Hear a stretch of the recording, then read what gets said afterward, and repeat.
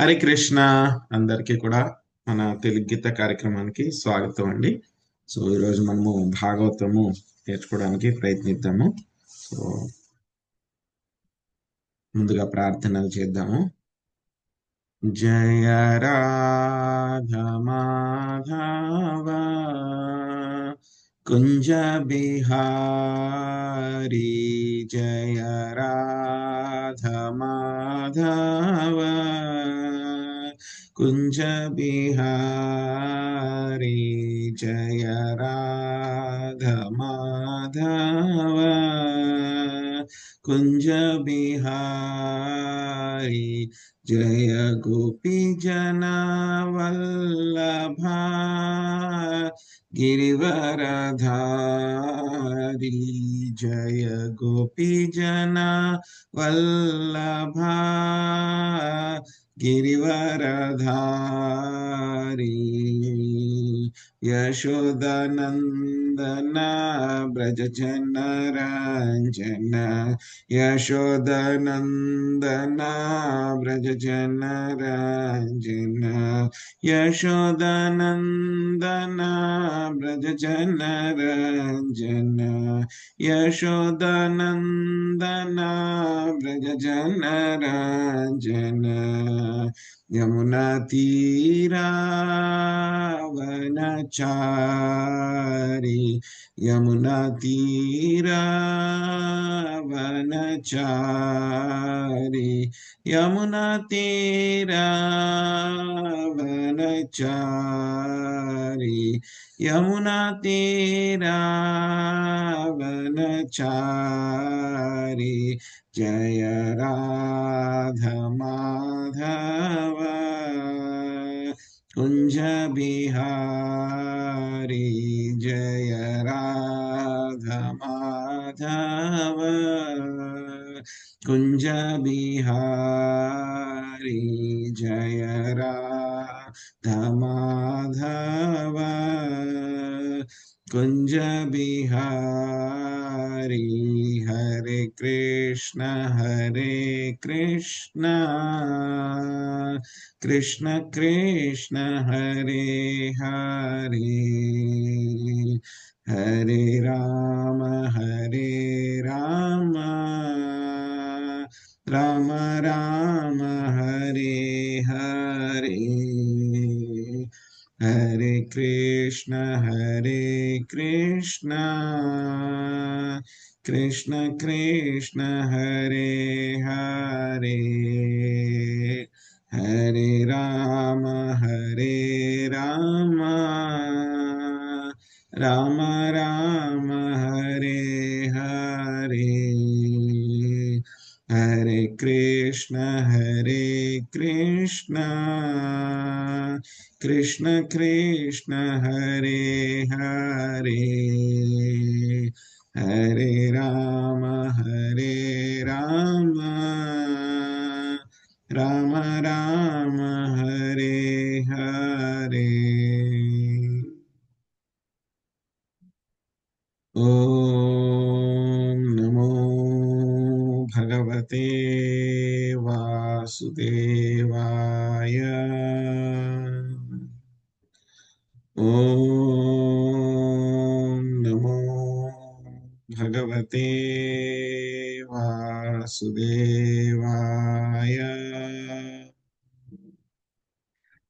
ఓం నమో భగవతే వాసుదేవాయ.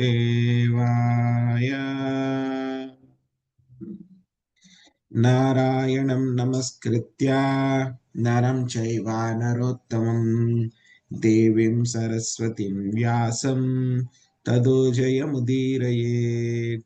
శృణ్వతాం స్వకథా కృష్ణ పుణ్యశ్రవణ కీర్తన, హృదయంతస్థో హి అభద్రాణి విధునోతి సహృత్సతాం.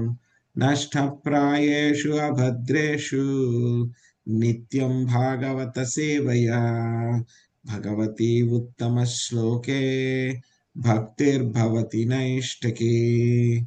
ఓం అజ్ఞానతిమిరాంధస్య జ్ఞానాంజనశలాకయా చక్షురున్మిళితం येन తస్మై శ్రీగురవే నమః. శ్రీచైతన్యమనోభీష్టం స్థాపితం येन భూతలే స్వయం రూపా కదా మహ్యం దదాతి స్వపదాంతికం. వందేహం శ్రీగురో శ్రీయుతాపదకమలం శ్రీగురున్ వైష్ణవాంశ శ్రీరూపం సాగ్రజాతం సహగణా రఘునాథాన్వితం తాం సజీవం సాద్వైతం సావధూతం పరిజనా సహితం కృష్ణ చైతన్య దేవం శ్రీరాధా కృష్ణ పాదాన్ సహగణా లలితా శ్రీ విశాఖాన్వితాంశ. హే కృష్ణ కరుణా సింధో దీనబంధో జగత్పతే గోపేశ గోపికా కాంత రాధా కాంత నమోస్తుతే. తప్త కాంచన గౌరాంగి రాధే రాధే వృందావనేశ్వరి వృషభానుసుతే దేవి ప్రణమామి హరిప్రియే.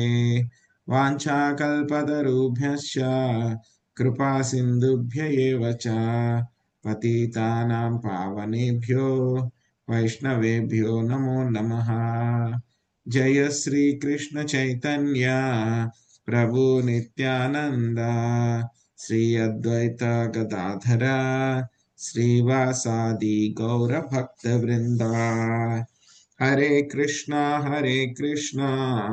కృష్ణ కృష్ణ హరే హరే హరే రామ రామ రామ హరే హరే.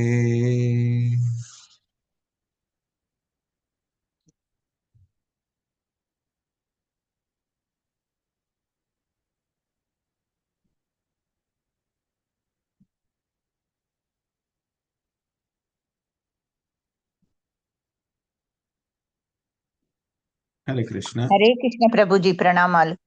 హరే కృష్ణ. ఈరోజు మనము చతుర్థ స్కందంలో 21వ అధ్యాయంలో 23వ శ్లోకం నుంచి మనము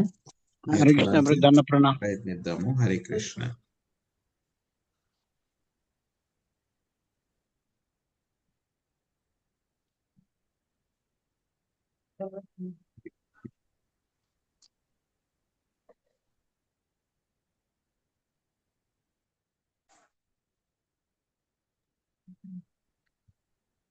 శ్రీదేవి మాతాజీ, మీరు 23వ శ్లోకం అనువాదం 24వ శ్లోకం అనువాదం రెండు చదవండి.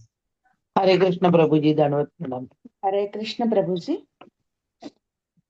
పృథు మహారాజు పలికెను, రాజుగా నా కర్తవ్యమును నిర్వర్తించుట వేదవాదులు వర్ణించడి సర్వాభీష్టములను సాధించగలనని. 22 కూడా చదవండి మాతాజీ. 22 కూడా. ఓకే. పృథు మహారాజు పలికెను, పృథువు పలకసాగెను, దేవదేవుని అనుగ్రహముచే ఈ లోకమునకు నేను రాజుగా నియమింపబడితిని. ప్రజలను పాలించుటకు, అన్ని ఆపదల నుండి వారిని రక్షించుటకు, రక్షణమును కల్పించుటకు వేదములచే నెలకొల్పబడిన వర్ణమును అనుసరించి వారికి పని కల్పించుట నేను రాజదండమును పట్టితిని. 23.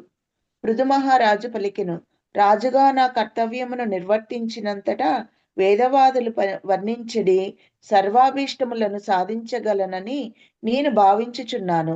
సమస్త గతులకు ద్రష్టయగు భగవానుడు ప్రసన్నుడగుట ద్వారానే అట్టి అదృష్టము ప్రాప్తించగలదు. 24. అంతే మాతాజీ, అంతే.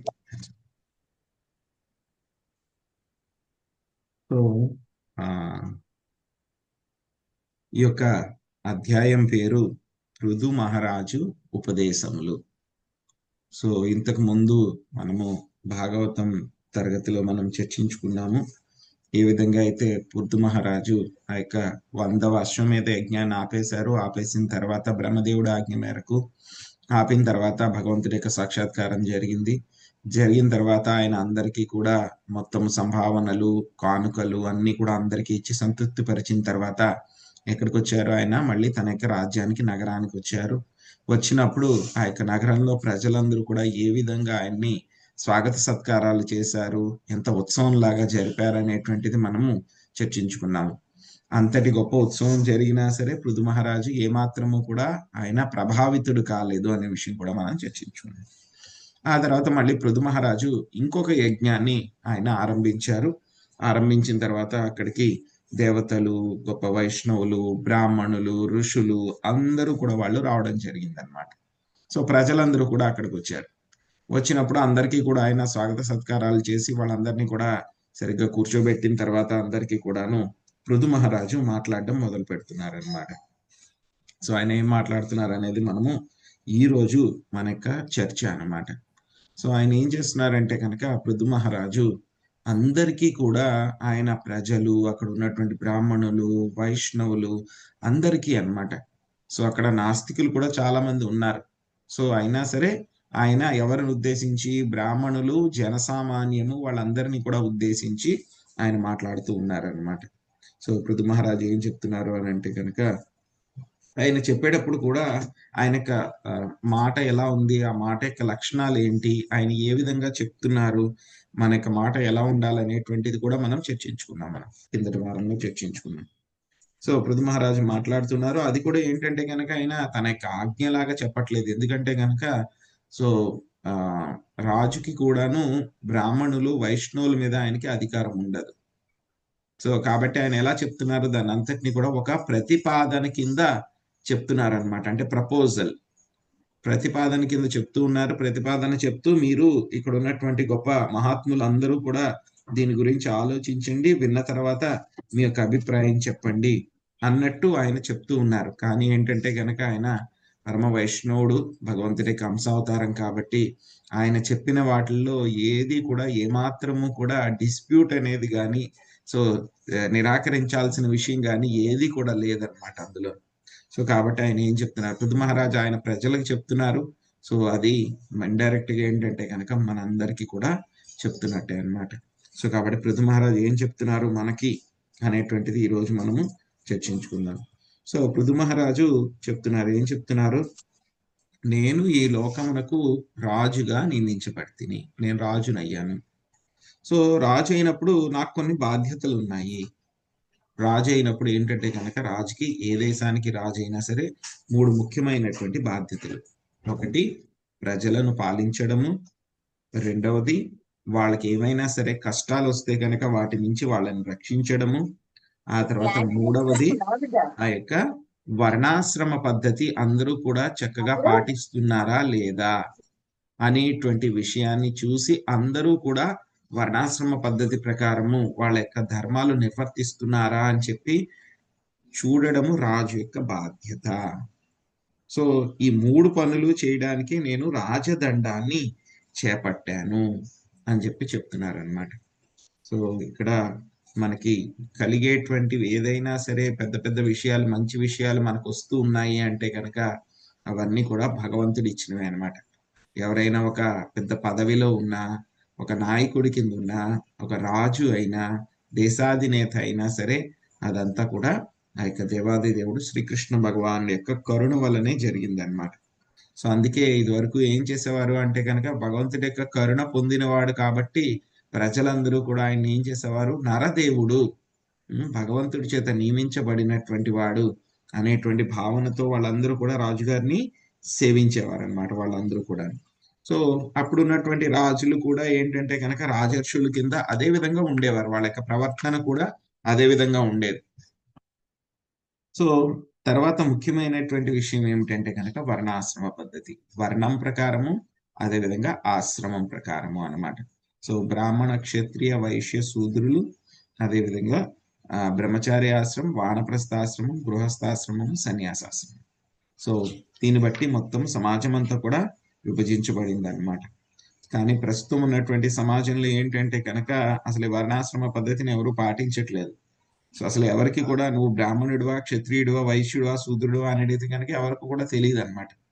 కేవలం దేన్ని బట్టి తెలుస్తుంది వాళ్ళకి, నేను ఈ పలానా దాంట్లో పుట్టాను కాబట్టి నేను ఏదో క్షత్రియుడిని, లేక పలానా వంశంలో లేకపోతే కనుక పలానా కులంలో పుట్టాను కాబట్టి నేను వైశ్యుడిని అని చెప్పేసి అనుకుంటున్నామే కానీ నిజంగా మనకు ఆ లక్షణాలు ఉన్నాయా అనేటువంటిది మనకి తెలియట్లేదు అనమాట. అందుకే ఎవరికి తెలియదు నేను ఏంటి బ్రాహ్మణ, క్షత్రియ, వైశ్యుడ, శూద్రుడ అని ఎవరికి కూడా తెలియట్లేదు అనమాట.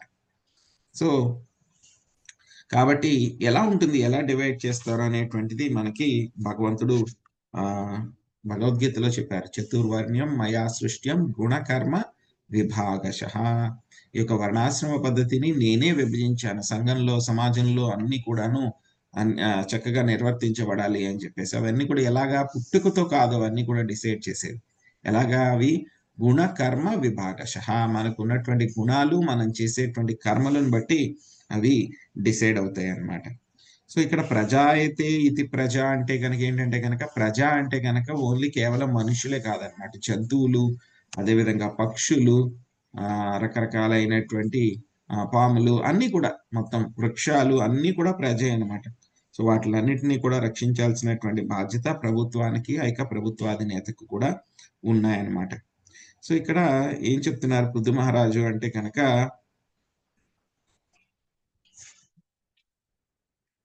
వేదవాదులు అంటే వేదాల్లో చెప్తారనమాట. సో ఎవరైతే కనుక వాళ్ళ యొక్క కర్తవ్యాలని చక్కగా నిర్వర్తిస్తే కనుక ఏమవుతుంది, వాళ్ళకి కావలసినటువంటి కోరికలన్నీ కూడా తీరుతాయి అన్నమాట వాళ్ళందరికీ కూడా. సో కోరికలన్నీ కూడా తీరుతూ ఉంటాయి. కానీ కోరికలన్నీ కూడా ఎలా తీరుతూ ఉంటాయి, కేవలం భగవంతుడు ప్రసన్నుడవడం మాత్రం మూలంగానే కోరికలన్నీ తీరుతూ ఉంటాయి. సో కొంతమంది చెప్తూ ఉంటారనమాట మీమాంసవాదులు. సో దేవతలు ఉన్నారు, దేవతల యొక్క బాధ్యత ఏమిటి, వాళ్ళకి వరాలు ఇవ్వడము, లేకపోతే కనుక మనకి ఇవ్వాల్సినటువంటి ఆ ప్రకృతి వనరులను ఇవ్వడము వాళ్ళ యొక్క బాధ్యత. వాళ్ళు ఇవ్వాలంటే కనుక వాళ్ళు చూసే క్రైటీరియా ఏమిటి, మనం చేసేటువంటి కర్మలను బట్టి వాళ్ళు ఇస్తూ ఉంటారు. సో మనం మంచి కర్మలు చేస్తే కనుక మంచిగా చూస్తారు, చెడ్డ కర్మలు చేస్తే చెడ్డగా చూస్తారు. సో కాబట్టి ఇందులో ఇక భగవంతుడి యొక్క రోల్ ఏముంది ఇందులోను. సో భగవంతుడు ఏమి ఇందులో చేయాల్సిన అవసరం ఏమీ లేదు, మనం మంచి కర్మ చేస్తే ఆటోమేటిక్ గా మనకి మంచి వస్తుంది అని అంటారనమాట. కానీ పృథు మహారాజు ఆ యొక్క విషయాన్ని ఇక్కడ అంగీకరించట్లేదు. సో సర్వాభీష్టాలు కూడా సాధించాలి అని అంటే కనుక ఎలా కుదురుతుంది, అది భగవంతుడు ప్రసన్నుడు అవ్వడం మాత్రం మూలంగానే పాసిబుల్ అవుతుంది అనమాట. సో వాళ్ళు మర్చిపోతారనమాట. సో కర్మ ఉంటుంది, సైకిల్ ఉంటుంది, ప్రపోజల్ ఉంటుంది, బట్ అల్టిమేట్ గా వాటిని శ్రీకృష్ణ భగవానుడు శాంక్షన్ చేయాలి. సో భగవద్గీతలో 18వ అధ్యాయంలో కూడా మనం చెప్పుకుంటాం, ఏదైనా ఒక కర్మ చేస్తున్నాము, ఒక ఫలితం వస్తుంది అని అంటే కనుక దానిలో మొత్తము అన్నిటికంటే కూడా అల్టిమేట్ గా ఏమిటి, ఆ యొక్క పరమాత్మ యొక్క శాంక్షన్ కావాలి, పర్మిషన్ కావాలి. మిగతావన్నీ ఎన్ని ఉన్నా సరే పరమాత్మ శాంక్షన్ లేకపోతే కనుక ఏమవుతుంది, అవి రాదనమాట, ప్రకృతి ఇవ్వదు, మనం ఎంత మంచి కర్మలు చేసినా ఏ విధంగా చేసినా. కాబట్టి పరమాత్మ యొక్క శాంక్షన్ కంపల్సరీ అన్నమాట. ఓకే, ఆయన ఏంటంటే కనుక అభక్తులందరికీ కూడా, మామూలు వాళ్ళందరికీ కూడా ఆయన పెద్దగా ఏం పట్టించుకోడు, వచ్చినాయి ఆటోమేటిక్ గా కర్మ ప్రకారం వాళ్ళకి ఏదైతే ఉందో ఇది ఇచ్చేస్తూ ఉంటాడు ఆయన. కానీ ఎప్పుడైతే కనుక భక్తులు వస్తారో వెంటనే ఆయన పరమాత్మ దగ్గర నుంచి ఆయన అలర్ట్ అయిపోతాడు అనమాట. సో పరమాత్మ దగ్గర నుంచి ఆయన గురువు అయిపోతాడు, చైత్య గురువు అయిపోతాడు. చైత్య గురువు అయిపోయి ఆయన భక్తులకి నిర్దేశాలు ఇస్తాడు, అలా చేయి, ఇలా చేయి, అది చేయొద్దు, ఇది చేయొద్దు అని డైరెక్షన్ ఇవ్వడం మొదలు పెడతారనమాట. సో కాబట్టి ఈ యొక్క ఎలా ఉంటుంది అని అంటే కనుక ఇదంతా కూడా చాలా సట్టల్ గా ఉంటుంది అనమాట, ఎవరికి తెలియట్లేదు ఈ యొక్క విషయాలు అనమాట. ఇక్కడ మనకు వచ్చేటువంటి శ్లోకాల్లో కూడా చూస్తాం అనమాట. సో ఎవరైతే కనుక ఈ యొక్క 3 విషయాల్ని కూడా చక్కగా చేస్తున్నాడో ఆ యొక్క రాజు, ఏమిటవి, ప్రజలను పాలించడము, వాళ్ళకి రక్షణ కల్పించడము, వర్ణాశ్రమ పద్ధతిని వ్యవస్థీకృతంగా నడిపించడం, ఈ 3 కనుక శ్రద్ధగా చేస్తే కనుక ఆ రాజు స్వర్గలోకాలకి వెళ్తాడు. సో అది కూడా దేని మీద ఆధారపడి ఉంటుంది, ఆ యొక్క దేవాది దేవుడు శ్రీకృష్ణ భగవానుడి పైనే ఆధారపడి ఉంటుంది అన్నమాట. సో కాబట్టి భాగవతంలోనే మనకి మొదట్లోనే చెప్పేశారు, 2వ అధ్యాయంలోనే వర్ణాశ్రమ పద్ధతి అనేటువంటిది ముఖ్యమే మనకి. కానీ ఏంటి ఆ యొక్క వర్ణాశ్రమ పద్ధతి అంటే కనుక తప్పుంబి ద్విజశ్రేష్ఠ వర్ణాశ్రమ విభాగశః స్వనిష్ఠితస్య ధర్మస్య సంశుద్ధిం హరితోషణం. సో ఏమిటి, యొక్క మనం ఏ చేసినా సరే వర్ణాశ్రమ పద్ధతిలో మన యొక్క బాధ్యతలు చేసినా, ఏం చేసినా సరే అల్టిమేట్ గా అవన్నీ కూడా దేనికోసం చేస్తున్నాం, మనము యొక్క హరితోషణం, హరి యొక్క సంతోషం కోసం మనము చేస్తూ ఉన్నాం అన్నమాట. సో ఒకవేళ మనం హరిని పక్కన పెట్టేసి మిగతావన్నీ కూడా చేస్తూ ఉంటే కనుక అవన్నీ కూడా వ్యర్థమే అన్నమాట.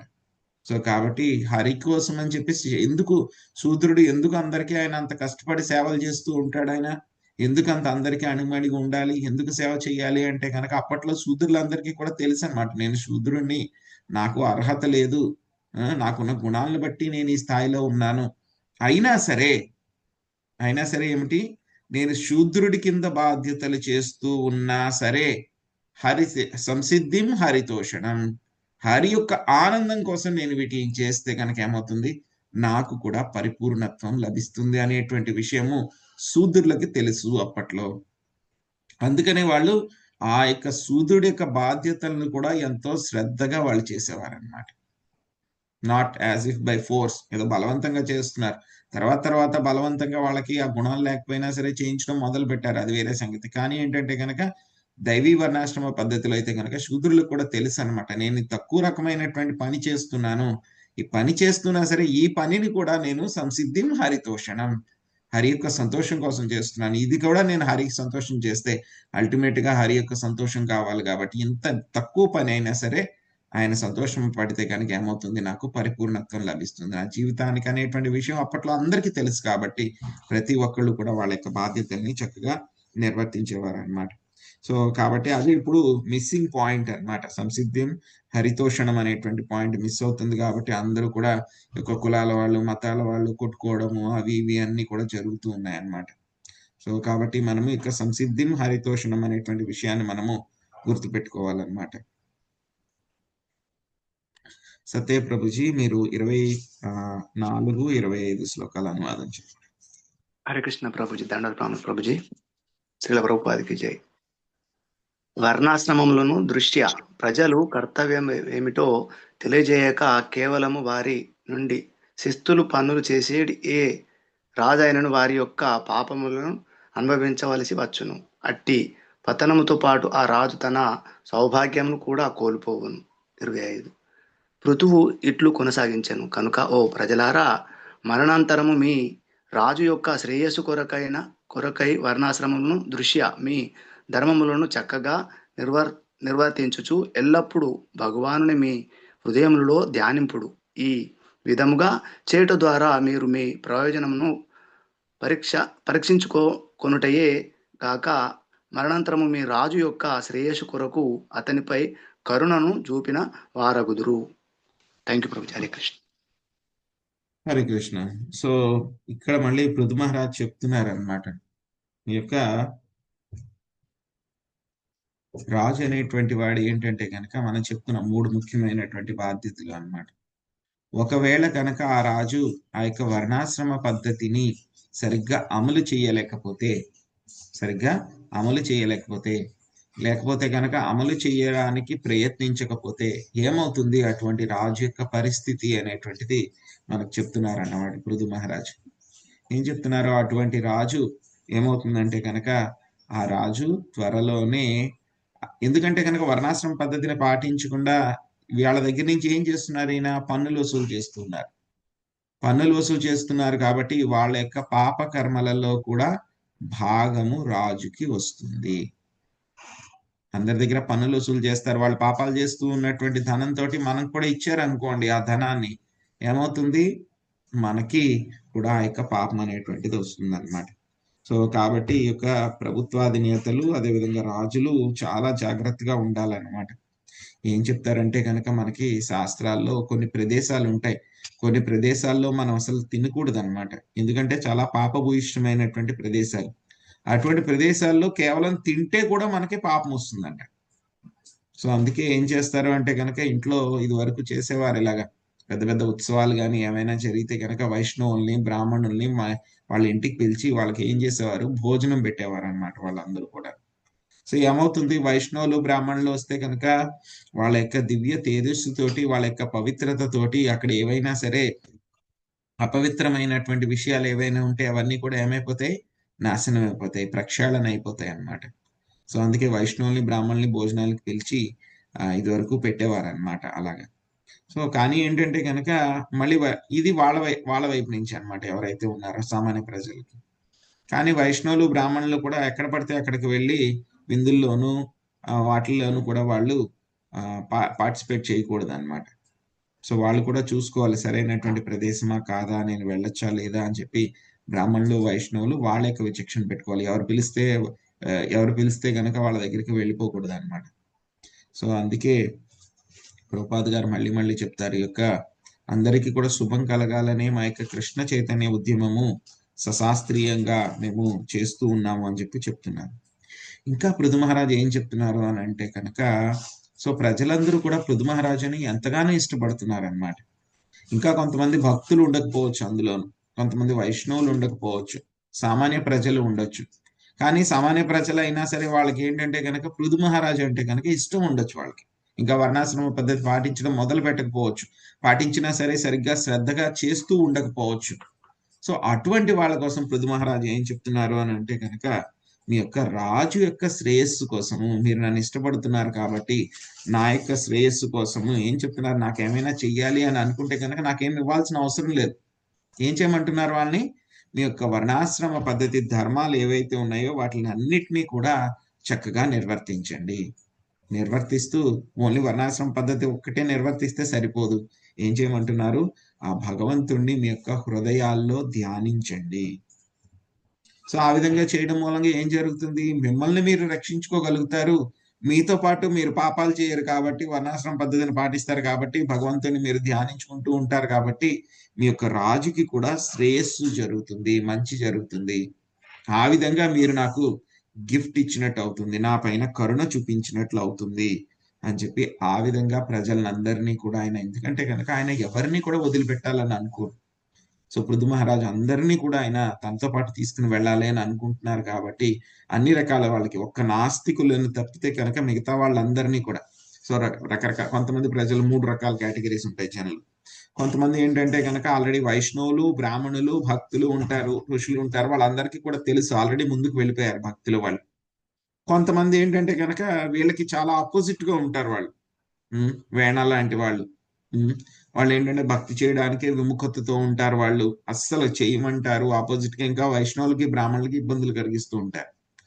కొంతమంది ప్రజలు ఏంటంటే కనుక వాళ్ళ సామాన్యులు అనమాట, వాళ్ళకి ఇంకా భక్తి వాళ్ళు మొదలు పెట్టలేదు, అలాగని చెప్పేసి భక్తుల పట్ల వైష్ణవుల పట్ల వాళ్ళకి ఎటువంటి ద్వేషం గాని వేరే అసూయ గాని ఏది లేదు వాళ్ళకి.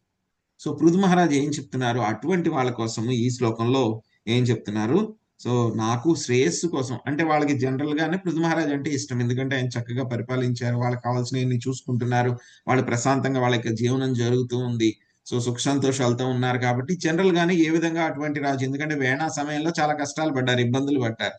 సో కాబట్టి ఎప్పుడైతే కనుక ఈయన పృథు మహారాజ్ చక్కగా చేస్తున్నారో వాళ్ళందరికీ కూడా పృథు మహారాజ్ అంటే చాలా ఎఫెక్షన్, చాలా అనురాగం అనేటువంటిది కలిగింది అనమాట. అందుకని ఆయన అదే విషయాన్ని చెప్తున్నారు, సామాన్య జనులకు కూడా చెప్తున్నా, మీద ఏమాత్రం మీకు అనురాగం ఉన్నా, మీ యొక్క రాజు శ్రేయస్సు కోసం జరగాలి అని అనుకున్నా సరే ఏం చేయమంటున్నారు, ఈ యొక్క వర్ణాశ్రమ పద్ధతిని పాటించండి.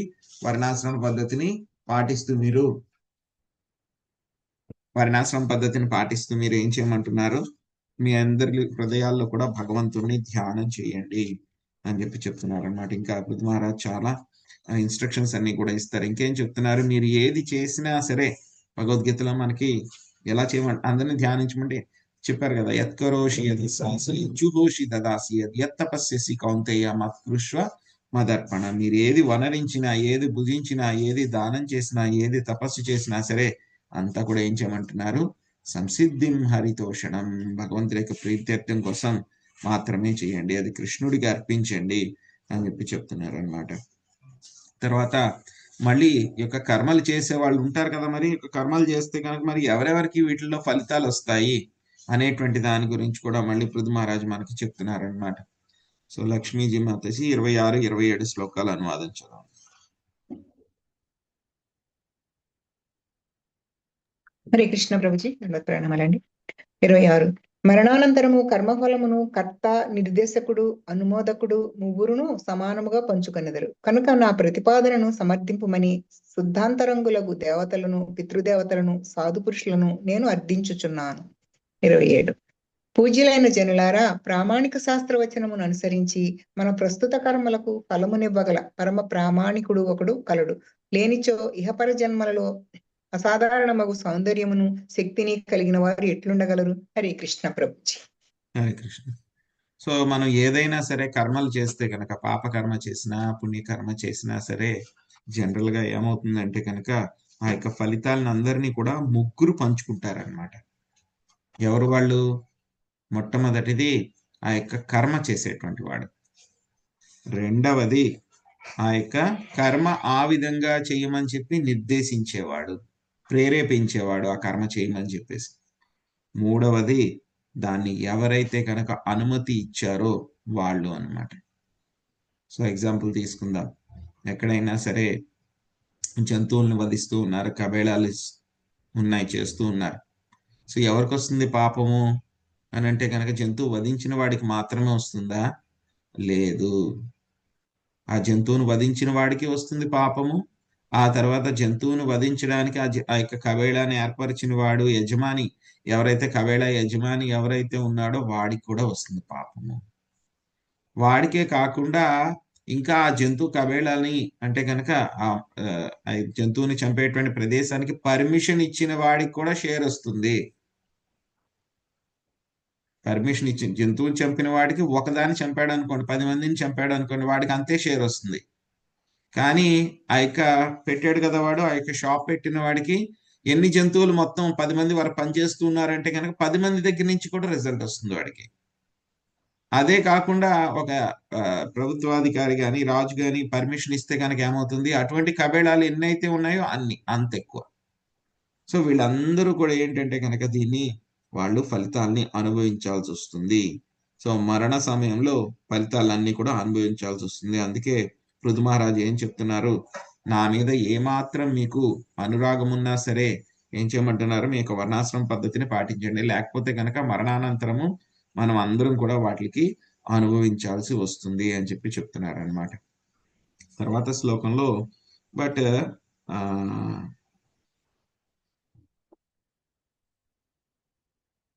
అక్కడ అనుమానం రావచ్చు అనమాట. సో ఇంకేంటంటే కనుక రాజు అనేటువంటి వాడు ఏంటంటే కనుక స్వర్గలోకాలకు వెళ్తాడు అనమాట. ఎప్పుడు వెళ్తాడు ఆయన? ప్రజలందరూ కూడా చక్కగా ఆయన చెప్పినటువంటి పద్ధతులన్నీ కూడా పాటిస్తూ, వర్ణాశ్రమ పద్ధతులన్నీ కూడా పాటిస్తూ ఆయనకి సహకరిస్తూ ఉంటే కనుక సో ప్రజలకు కూడా మంచి జరుగుతుంది, అదేవిధంగా రాజు కూడా ఆయన స్వర్గలోకానికి వెళ్ళడం జరుగుతుంది అనమాట. సో మళ్ళీ ప్రజలకి అనుమానం రావచ్చు అనమాట.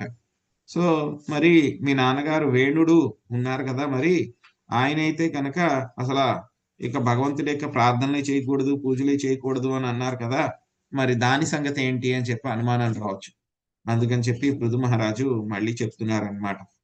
సో శాస్త్రాల యొక్క ప్రమాణాలని అనుసరించి మన యొక్క కర్మలన్నిటికీ కూడా ఫలితాలను ఇచ్చేటువంటి పరమ ప్రామాణికుడు ఒక ఆయన ఉన్నాడు, భగవంతుడు, దేవాది దేవుడు, పరమాత్మ ఒక ఆయన ఉన్నాడు.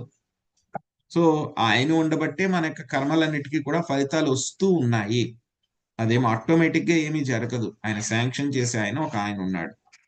సో అలాంటిది లేకపోతే కనుక మరి చూస్తూ ఉంటాం, కొంతమంది అయితే కనుక బాగా అందంగా పుడతారు, కొంతమంది సమానంగా ఉంటారు, కొంతమంది అస్సలు చాలా అందవికారంగా ఉంటారు, కొంతమందికి బాగా ధనం ఉంటుంది, కొంతమంది మధ్యతరగతి వాళ్ళు ఉంటారు, కొంతమంది చాలా పేదరికంలో ఉంటారు, ఇంకా కొంతమంది అయితే కనుక ఇంకా చాలా చాలా చాలా పేదరికంలో ఉంటారు.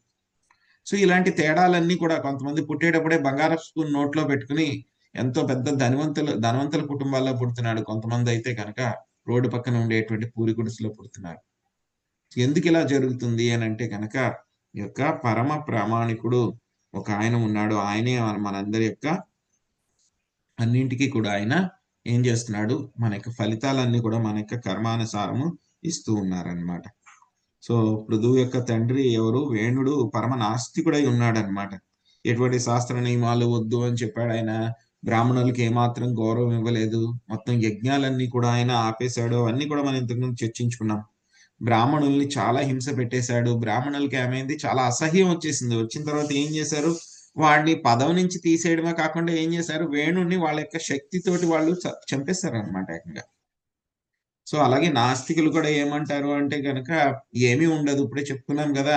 సో 24 అంశాలు సాంఖ్య శస్త్రాన్ని పెట్టుకుంటారు, 24 అంశాలు ఆటోమేటిక్ గా వాటంతటా పనిచేసుకుంటూ ఉన్నాయి, ఇందులో భగవంతుడు అనేటువంటి వాడే లేడు, భగవంతుడే అవసరం లేదు అని చెప్పేసి వాళ్ళందరూ కూడా చెప్తూ ఉంటారనమాట.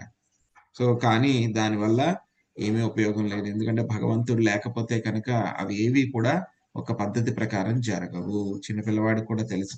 సో ట్రాఫిక్ లైట్స్ ఆటోమేటిక్ గా పనిచేస్తున్నాయి అని చెప్పి చిన్నపిల్లవాడు అనుకుంటూ ఉంటాడు. ట్రాఫిక్ సిగ్నల్స్ అన్ని కూడా అతనికి తెలియదు. ఆ లైట్ ఆటోమేటిక్ గా వెలుగుతుంది, ఆటోమేటిక్ గా ఆగిపోతుంది. ఎప్పుడైతే కనుక రెడ్ లైట్ వస్తుందో అప్పుడు ఆగిపోవాలి, ఎల్లో లైట్ వస్తే రెడీగా ఉండాలి, గ్రీన్ లైట్ వస్తే బయలుదేరాలి. దీంట్లో ఏముంది, ఆటోమేటిక్ గా జరుగుతుంది కదా అని అనుకుంటాడు. చిన్నపిల్లవాడికి అలాగే ఉంటుంది. కానీ కొంచెం పెద్ద అయితే తెలుస్తుంది అనమాట. ఆ ట్రాఫిక్ సిగ్నల్స్ అన్ని కూడా రన్ చేయడానికి ఒక ట్రాఫిక్ కానిస్టేబుల్ లేకపోతే ఒక కంట్రోలర్ ఎవరో ఒక అతను ఉంటారు. అతను చేస్తున్నాడు కాబట్టి అవన్నీ కూడా అలా జరుగుతూ ఉన్నాయి అని చెప్పి తెలుస్తుంది అనమాట. సో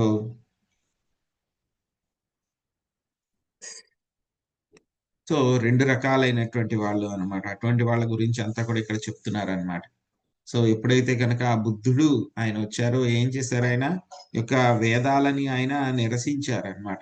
ఎందుకంటే కనుక ఆ యొక్క వేదాల యొక్క పేరు చెప్పుకునే వాళ్ళు ఏం చేస్తున్నారు, జంతువధ అంతా చేస్తున్నారు. కాబట్టి జంతువుల్ని రక్షించాల్సినటువంటి ఉద్దేశం ఉంది కాబట్టి నేను వేదాల యొక్క పద్ధతుల్ని నేను ఒప్పుకోను అని చెప్పి జంతువులను ఆయన రక్షించారన్నమాట. సో ఆ తర్వాత ఇది ఏమైతుందంటే గనక ఒక రకంగా ఈ యొక్క నాస్తికత్వాన్ని యొక్క బౌద్ధ మతము ప్రేరేపణిస్తుంది. కానీ ఏంటంటే గనక వాళ్ళు బేసిక్ విషయాలు చెప్తున్నారు అనమాట. మంచి చేయాలి, చెడు చేయాలి, చెడు చేయకూడదు, హింస చేయకూడదు, సో చాలా ప్రశాంతంగా ఉండాలి, చక్కటి జీవితం గడపాలి, అబద్ధం ఆడకూడదు. ఇవన్నీ ఏంటంటే కనుక మోరల్ ప్రిన్సిపల్స్ అన్నమాట. వాటిని చెప్పడం జరిగింది. ఎందుకంటే ప్రజలకి కనీసం ఆ మోరల్ సామాన్య సూత్రాలు కూడా వాళ్ళకి తెలియదు కాబట్టి అవి బౌద్ధ మతంలో చెప్పడం జరిగింది. ఆ తర్వాత మళ్ళీ శంకరాచార్యులు వచ్చారు. ఆయన ఏం చేశారంటే కనుక మాయావాద తత్వాన్ని పెట్టారనమాట. ఇంకా బౌద్ధ మతం అయినా సరే, బౌద్ధ మత సిద్ధాంతాలైనా కొంచెం పర్వాలేదు. చైతన్య మహాప్రభు చెప్తారు, మాయావాద సిద్ధాంతం అనేటువంటిది చాలా చాలా ప్రమాదకరము. ఎందుకు ప్రమాదకరము అని అంటే కనుక వాళ్ళు భగవంతుడికి రూపమే లేదు, సో నేను కూడా భగవంతుడిని, నేనే భగవంతుడిని అనేటువంటి భావనని వాళ్ళు చేస్తూ ఉంటారన్నమాట. సో ఎలా అయితే కనుక ఏరు దాటిన తర్వాత ఆ యొక్క తప్పని తగలేయటం లాంటిది అనమాట. సో ఏదైనా సరే ఒక పద్ధతిని పట్టుకుంటారు, పద్ధతిని పట్టుకొని మనం ఒక స్థాయికి వెళ్ళిన తర్వాత ఇంకా దాని యొక్క అవసరం లేదు, నేనే భగవంతుడిని అయిపోతాను అని చెప్తారు. వాళ్ళు కూడా గురువుకి సేవ చేస్తూ ఉంటారు. కానీ ఏమంటారు అని అంటే కనుక కొన్నాళ్ళు నేను సేవ చేసిన తర్వాత నేనే గురువుని అయిపోతాను, గురువు అవసరం లేదు నాకు అని అంటారు. ఇంకా ఏమంటారు, కొన్నాళ్ళకి నేనే గురువుగా ఉండి ఆ తర్వాత గురువు దాడి కూడా దాటేసి నేనే భగవంతుడిని అయిపోతాను, ఇంక భగవంతుడు కూడా అవసరం లేదు అని అంటారు అనమాట. సో కాబట్టి ఇక మాయావాదం అనేటువంటి సిద్ధాంతం చాలా చాలా భయంకరం. కాబట్టి చాలా జాగ్రత్తగా ఉండాలన్నమాట. సో మాయావాద సిద్ధాంతం ఎవరైతే కనుక మాయావాదుల యొక్క భాష్యాన్ని విన్నారో ఏమవుతుంది, వాళ్ళ యొక్క భక్తి అంతా కూడా నాశనమైపోతుంది. కాబట్టి చాలా జాగ్రత్తగా ఉండండి అని చెప్పి చైతన్య మహాప్రభు మనకి చెప్పడం జరిగింది అనమాట. సో మనకి భగవద్గీతలో కూడా చెప్పారు, మొత్తము సమస్త ప్రాణులకు మూలమైనటువంటి వాడు, సర్వవ్యాప్తి అయినటువంటి వాడు. సో ఏం చేస్తారు, భగవంతుడి యొక్క విద్యుక్త ధర్మ నిర్వహణ నుంచి అర్చించి పరిపూర్ణత్వమును పొందగలడు. ఇంతకుముందు చెప్పుకున్నా కదా, సంసిద్ధి హరితోషణం అన్నమాట. సో కాబట్టి మనం ఏ పని చేసినా సరే మనం ఎవరి కోసం చేయాలి, ఆ యొక్క హరి యొక్క సంతోషం కోసమే మనము చేయాలన్నమాట. కేశ సుజాత మాతాజీ 28, 29 శ్లోకాల అనువాదించు. హరే కృష్ణ ప్రభుజీ. ఈ విషయము వేద నిదర్శనము చేతనే కాక మనువు, ఉత్తానపాదుడు, ధ్రువుడు, ప్రియవ్రతుడు, నా పితామహుడగు అంగమహారాజు వంటి మహానుభావుల వ్యవహారము చేతను మరియు ప్రహ్లాదుడు, బలి వంటి ఇతర మహాత్ముల చేతను, సామాన్య జీవుల చేతను ధృవపరుపబడినది. అస్తిక మహాశైలగు వారందరూ గదాధారియగు భగవానుని అస్తిత్వమును విశ్వసించి ఉండిరి. హరే కృష్ణ ప్రభుజీ, ధన్యవాదాలు. 30 కూడా చదువు. అలాగే. మృత్యువు యొక్క పౌత్రుడకు వేనరాజు నా తండ్రి వంటి అతి దుష్ట జనులు ధర్మపదమున మోహితులైనను నేను పేర్కొనినటువంటి మహానుభావులు అందరూ ధర్మార్థ కామ మోక్షములను లేదా ఉత్తన లోకవాసమును వసగువాడు ఈ లోకమున ఒక్క దేవదేవుడే అని అంగీకరింతును. హరే కృష్ణ ప్రభుజీ, ధన్యవాదాలు. హరే కృష్ణ. సో మెల్లగా ఆయన ఏం చెప్తున్నారు, ఈ యొక్క వర్ణాశ్రమ పద్ధతి దగ్గర నుంచి దేవాది దేవుడి యొక్క పరిస్థితి గురించి, స్థితి గురించి ఆయన చెప్తున్నారనమాట. వర్ణాశ్రమ పద్ధతి చెప్పారు. సో వర్ణాశ్రమ పద్ధతిలో మనకి కర్మలు ఏ విధంగా ఉంటాయి, ఫలితాలు ఎలా వస్తాయని చెప్తున్నారు. ఆ ఫలితాలని ఇచ్చేటువంటి యజమాని, నియామకుడు ఒక ఆయన ఉన్నారు అని చెప్పి చెప్తున్నారు. ఇప్పుడు అదే విషయాన్ని ఏం చెప్తున్నారు, ఆయన నియామకుడు ఉన్నాడు అని చెప్పి నేను చెప్పట్లేదు. ఏం చేస్తున్నారు, ఆయన గొప్ప మహానుభావులు ఎవరైతే ఉన్నారో వాళ్ళ గురించి చెప్తూ ఉన్నారనమాట. సో భగవద్గీతలో కూడా అర్జునుడు కూడా ఇదే విధంగా చెప్తారు ఆయన. పరం బ్రహ్మ పరం ధామ పవిత్రం పరమం భవాం పురుషం శాశ్వతం దివ్యం ఆదిదేవమజం విభం అహుత్వాం ఋష్యా సర్వే దేవర్షి నారదస్తదా అసితో దేవలో వ్యాస స్వయం చైవ బ్రవీషిమే. సో ఏం చెప్తున్నారు, శ్రీకృష్ణ భగవానుని పరంబ్రహ్మ పరంధామ పవిత్రం పరమం భవాన్ పురుషం శాశ్వతం దివ్యం ఆదిదేవం అజం విభం అని చెప్పి ఆయన కీర్తించిన తర్వాత, ఇవన్నీ కూడా నేనేదో సొంతంగా చెప్తున్నానని కాదు. ఎవరు చెప్పారు ఇవన్నీ కూడాను, అహుస్వాం ఋష్యా సర్వే, గొప్ప గొప్ప ఋషులందరూ కూడా చెప్పారు. దేవర్షి నారదస్తదా, దేవర్షి నారదుడు కూడా ఇదే విషయాన్ని ఆయన ధృవీకరిస్తూ ఉన్నారు. అసితో దేవలో వ్యాస, అసితుడు దేవలుడు వ్యాసుడు వీళ్ళందరూ కూడా గొప్ప గొప్ప ఋషులు మునులు వాళ్ళందరూ కూడా ధృవీకరించారు అదే విషయాన్ని. స్వయం చైవ బ్రహ్మీషిమే, ఈ విషయాన్ని మీరు కూడా ఇప్పుడు చెప్తున్నారు అని చెప్పి కృష్ణుడు గురించి ఆయన భగవద్గీతలో అర్జునుడు చెప్పారనమాట. సో అదే విధంగా ఇక్కడ పృథు మహారాజ్ కూడా చెప్తున్నారు, ఎవరైతే కనుక గొప్ప గొప్ప వేద నిదర్శనం ఇదే చెప్తోంది మనకి. కొంతమంది నాస్తికులు వేరే రకంగా చెప్తూ ఉండవచ్చు, కానీ వేద నిర్దేశనం కూడా అదే చెప్తుంది. సో వేదాలు అవే చెప్తున్నాయి. అదే విధంగా గొప్ప గొప్ప వాళ్ళు ఎవరైతే కనుక ఉన్నారో, స్వయంభూమను, ఉత్తానపాదుడు, ధ్రువుడు, ప్రియవ్రతుడు, అదేవిధంగా ఆయన యొక్క పితామహుడు అనమాట, తాతగారు అయినటువంటి అంగమహారాజు. సో గొప్ప గొప్ప వాళ్ళు వీళ్ళందరూ కూడా, ప్రహ్లాదుడు, బలి, ఇటువంటి మహాత్ములు అందరూ కూడా ఆ యొక్క దేవాది దేవుడు శ్రీకృష్ణ భగవానుడి యొక్క పొజిషన్ ఏంటి, ఆయన యొక్క స్థాయి ఏమిటి అని చెప్పి వాళ్ళందరూ కూడా చెప్పడం జరిగింది అనమాట. వాళ్ళందరూ కూడా ధృవీకరించారు, సర్టిఫై చేశారు వాళ్ళందరూ కూడా. సో వాళ్ళందరూ కూడా ఏమిటి, ఆ యొక్క గదాధారి అయినటువంటి భగవంతుడి యొక్క అస్తిత్వాన్ని వాళ్ళందరూ కూడా నమ్మడం జరిగింది అనమాట. సో కొంతమంది ఎవరైతే కనుక వేణుడు లాంటి వాళ్ళందరూ కూడా ఎవరైతే కనుక ధర్మ పద భ్రష్టులు అయిపోయారో వాళ్ళందరూ కూడా ఏమిటి, ఒప్పుకోరు ఈ యొక్క విషయాన్నంతా కూడా. కానీ ఎవరైతే గొప్ప గొప్ప మహాత్ములు ఎవరైతే ఉంటారో, ఇప్పుడు చెప్పినటువంటి మహాత్ములు ఎవరైతే ఉంటారో వాళ్ళందరూ కూడాను ఈ యొక్క ధర్మార్థ కామ మోక్షాలను ఇచ్చేటువంటి వాడు, ఉన్నత లోకాలను ఇచ్చేటువంటి వాడు ఒక అతను ఉన్నాడు. ఆయనే ఎవరు, మోక్షాన్ని ఇచ్చేటువంటి వాడు కూడా ఉన్నాడు, ఆయనే దేవాది దేవుడు అని చెప్పి వీళ్ళందరూ కూడా అంగీకరిస్తూ ఉన్నారన్నమాట. సో మనకి భాగవత ధర్మం ప్రకారం మనకి 12 మంది మహాత్ములు ఉన్నారనమాట. బ్రహ్మ, శివుడు, నారదుడు, మనువు, సనకాది కుమారులు, ప్రహ్లాదుడు, బలి చక్రవర్తి, యమధర్మరాజు, భీష్ముడు, జనకుడు, సుఖదేవ గోస్వామి, కపిలముని, వీళ్ళందరూ కూడా 12 మంది మహాజనులు అనమాట. అంటే కనుక వీళ్ళందరూ కూడా స్టాండర్డ్ అనమాట. వీళ్ళందరూ కూడా ఏంటి, ప్రామాణికం అనమాట. ఏదైనా డౌట్ వస్తే కనుక వీళ్ళని అడగాలి, ఇది కరెక్టా కాదా అని చెప్పి భక్తిలో అనమాట. అటువంటి స్థాయికి ఉన్నటువంటి వాళ్ళు వీళ్ళందరూ కూడా. సో కాబట్టి మనకి చైతన్య మహాప్రభు కూడా ఇదే విషయాన్ని చెప్తారు మనకి.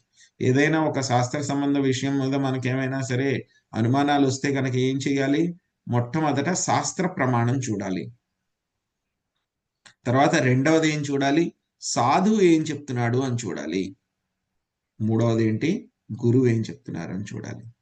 సో ముందుగా దాన్ని ఏంటంటే కనుక ఈ 3 ప్రమాణాలు, ముందుగా గురువు ఏం చెప్తున్నారని చూడాలి, తర్వాత 2 సాధువులు ఏం చెప్తున్నారు, తర్వాత మూడవది శాస్త్ర ప్రమాణము. గురువు, సాధు, శాస్త్ర, వీళ్ళు ముగ్గురు కూడా ఏం చెప్తున్నారు అనే దాన్ని బట్టి మనము ముందుకు వెళ్ళాల్సి ఉంటుంది అన్నమాట. సో ఇదే విషయాన్ని ఆయన గొప్ప గొప్ప అథారిటీస్ వీళ్ళందరూ కూడా ప్రామాణికులు అనమాట, వీళ్ళందరూ నాయకులు, వాళ్ళందరూ కూడా అదే విషయం చెప్పారు. ధ్రువ మహారాజు, ప్రహ్లాద్ మహారాజు, బలి మహారాజు, ప్రియవ్రతుడు, ఉత్తానపాదుడు, స్వయంభూమను, వీళ్ళందరూ, అదేవిధంగా అంగ మహారాజు కూడా, ఆయన కూడా గొప్ప భక్తుడు అనమాట. ఆయన కూడా చేసినటువంటి పద్ధతి ఇదంతా కూడాను అని చెప్పి ఆయన, నేను చెప్తున్న విషయం ఏమి కొత్తగా చెప్తుంది కాదు, వీళ్ళందరూ చెప్పిందే, ఆల్రెడీ ప్రామాణికులు చెప్పిందే అని చెప్పి చెప్తున్నారు అనమాట. తర్వాత ఎక్కడికి వచ్చారు, ఆయన మెల్లమెల్లగా తీసుకొస్తున్నారు అనమాట. ఎందుకంటే పృథ్వీ యొక్క గొప్పతనం చూసాం మనం. ఆయన టాపిక్ బై టాపిక్ ఆయన ఎలా తీసుకొస్తారు అని చెప్పి ముందుగా వర్ణాశ్రమ పద్ధతి గురించి చెప్పారు. వర్ణాశ్రమ పద్ధతిని పాటించండి అని చెప్పారు. ఎందుకు పాటించాలి అని అంటే కనుక నా మీద ఏమాత్రం గౌరవం ఉన్నా బాగా చెయ్యండి అని చెప్పి ప్రజల్ని ప్రేరేపించారు. వర్ణాశ్రమ పద్ధతిని పాటిస్తూ కూడా దేవదేవుణ్ణి ధ్యానించమని చెప్పారు. ధ్యానించమని చెప్పిన దానికి ప్రమాణం చెప్పారు. ఇప్పుడేం చెప్తున్నారు అంటే కనుక భక్తి చేస్తే కనుక ఏం జరుగుతుంది అని చెప్పి ప్రజలకి చెప్పబోతున్నారు అన్నమాట. 31వ శ్లోకం ముఖ్యమైనటువంటి శ్లోకం అన్నమాట. జనని మాతాజీ 31వ శ్లోకం చదవండి అన్నమాట. హరే కృష్ణ ప్రభుజీ, ధన్యవాదాలు. అనేక జన్మల నుండి మనసులో ప్రోగుపడిన మాలిన్యమును దుఃఖిత మానవాళి భగవత్పాద పద్మ సేవాభిరుచిచే శీఘ్రమే క్షాళనము చేసి కొనగలదు. భగవానుని చరణకమల అంగుష్టము నుండి బహిర్గతమయ్యడి గంగాజలము వలె ఆ పద్ధతి తక్షణమే మనసును శుద్ధిపరచగా కృష్ణ భక్తి భావన క్రమంగా వృద్ధి చెందగలదు. హరే కృష్ణ ప్రభుజీ, హరే ధన్యవాదాలు. కృష్ణ. చైతన్య మహాప్రభు అదే చెప్పారు. చేతో దర్పణమార్జనం భవమహాదవాగ్ని నిర్వాపణం శ్రేయా కైరవ చంద్రికా వితరణం విద్యావధు జీవనం. ఏం జరుగుతుందంట, ఈ యొక్క స్వామి యొక్క దివ్య నామాలని స్వీకరించడం వల్ల ఏం జరుగుతుంది, మన యొక్క హృదయంలో ఉన్నటువంటి మాలిన్యాలు ఏవైతే ఉన్నాయో ఎన్నో జన్మల నుంచి పట్టినటువంటి మాలిన్యాలన్నీ కూడా తొలగిపోతాయి. ఎలా అయితే కనుక అద్దం మీద ధూళినంతటి కూడా తొలగించినట్టు మన మనస్సు మీద ఉన్నటువంటి యొక్క కల్మషాలన్నీ కూడా ప్రక్షాళన అయిపోతాయి ఈ యొక్క భగవంతుడి యొక్క దివ్య నామం చేస్తూ ఉంటే కనుక. అప్పుడు ఏమవుతుంది, మన యొక్క నిజమైనటువంటి స్థితి ఏమిటి అని చెప్పి మనకు తెలుస్తుంది అని చెప్పి మనకి ఆ విషయం 32వ శ్లోకంలో మళ్ళీ పృథు మహారాజ్ కూడా అదే విషయం చెప్తారన్నమాట. ఇక్కడ ఏం చెప్తున్నారంటే ప్రభుపాద గారి భాషలో, సో గంగా నది ఎంతటి పవిత్రమైనటువంటిది అంటే కనుక ఎవరైతే కనుక గంగా నది ఒడ్డున ఉంటారో, గంగా నదిలో రోజు స్నానం చేస్తూ ఉంటారో, గంగాజలం తాగుతూ ఉంటారో వాళ్ళకి ఎటువంటి రోగాలు అనేటువంటివే రావంట. అది భౌతిక పరంగా. రెండవది ఏమవుతుంది, ప్రతిరోజు గంగా నదిలో స్నానం చేస్తూ ఉంటే కనుక వాళ్ళకు ఉన్నటువంటి మనసులో ఉన్న భౌతిక కల్మషాలు ఏవైతే ఉన్నాయో అవన్నీ కూడా నాశనం అయిపోతూ ఉంటాయి తెలియకుండానే. సో ప్రజలందరూ కూడా ఏమవుతారు, మెల్లగా పవిత్రాత్ములు అవుతారనమాట. పవిత్రాత్ములు అవుతారు. ఎందుకు అంతటి శక్తి వచ్చింది గంగా జలానికి అని అంటే కనుక అది శ్రీకృష్ణ భగవానుడి యొక్క పాద పద్మాల దగ్గర నుంచి ఉద్భవించింది కాబట్టి ఆ గంగా నదికి అంతటి శక్తి ఉందన్నమాట. సో గంగా నదికి అంతటి శక్తి ఉంటే కనుక మరి డైరెక్ట్ గా మనం శ్రీకృష్ణ భగవానుడి యొక్క పాద పద్మాలని ఆశ్రయిస్తే కనుక మరి మన సంగతి ఏమవ్వాలి? గంగాజలము ఆయన పాద పద్మాల దగ్గర నుంచి వచ్చింది కాబట్టి ఆ గంగాజలాన్ని మనం ఉపయోగిస్తేనే, స్నానం చేస్తేనే, లేకపోతే తాగితేనే, లేకపోతే గంగా నది ఒడ్డున నివసిస్తేనే ఏమవుతుంది, మనం అంతా కూడా యొక్క కల్మషాలు, అన్ని రకాల కల్మషాలు, అనారోగ్యాల నుంచి మనం బయటపడుతున్నాం. ఎందుకు అంతటి శక్తి వచ్చింది? సోర్స్ ఏంటి ఆవిడకి? ఆ యొక్క వామన దేవుని యొక్క పాద పద్మాల నుంచి ఆవిడ వచ్చింది కాబట్టి. ఆవిడికే అంతటి పాద పద్మాల దగ్గర నుంచి వస్తే ఆవిడికే అంతటి శక్తి ఉంటే మరి డైరెక్ట్ గా మనము స్వామి యొక్క పాద పద్మాలను ఆశ్రయిస్తే కనుక మరి ఇంతటి శక్తి ఉంటుంది మనకి. ఏం జరుగుతుంది మనకి ఆయన యొక్క పాద పద్మాలను ఆశ్రయిస్తే కనుక అంటే కనుక దానికి చెప్పలేము అనమాట. ఏం జరుగుతుంది అంటే కనుక అంత అద్భుతంగా అంత మంచి విషయాలు జరుగుతాయి అన్నమాట. సో కాబట్టి పృథు మహారాజ్ ఏం చెప్తున్నారంటే కనుక భగవంతుడి యొక్క అనుగ్రహం లేకుండా ఎవరు కూడా ఊరికే నైతిక విలువలన్నీ చెప్తారు. మనకు కూడా మొరాలిటీ క్లాసెస్ అని చెప్పి స్కూల్స్ లో చెప్తారని కూడా పిల్లలకి. అబద్ధం ఆడకూడదు, దొంగతనం చేయకూడదు, వేరే వాళ్ళని తీసుకోకూడదు, వేరే వాళ్ళని కొట్టకూడదు, వేరే వాళ్ళని హింసించకూడదు, వేరే వాళ్ళని తిట్టకూడదు, ఇవన్నీ కూడా చెప్తారు మొరాలిటీ క్లాసెస్. కానీ ఇవన్నీ కూడా యూజ్లెస్.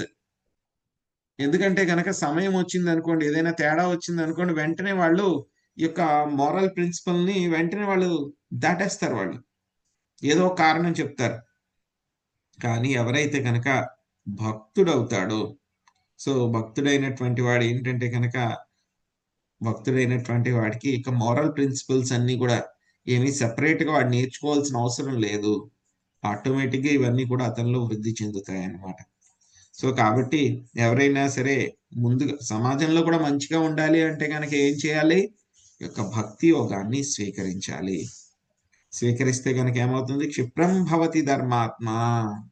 వెంటనే అతడు ఎంతటి పాపకర్మాలు చేసినా సరే, ధర్మ మార్గంలోంచి భ్రష్టుడైపోయినా సరే, ఒక భక్తి ఎంతటి శక్తివంతమైనటువంటిదంటే కనుక భక్తికి ఏది కూడా సపోర్ట్ అవసరం లేదు.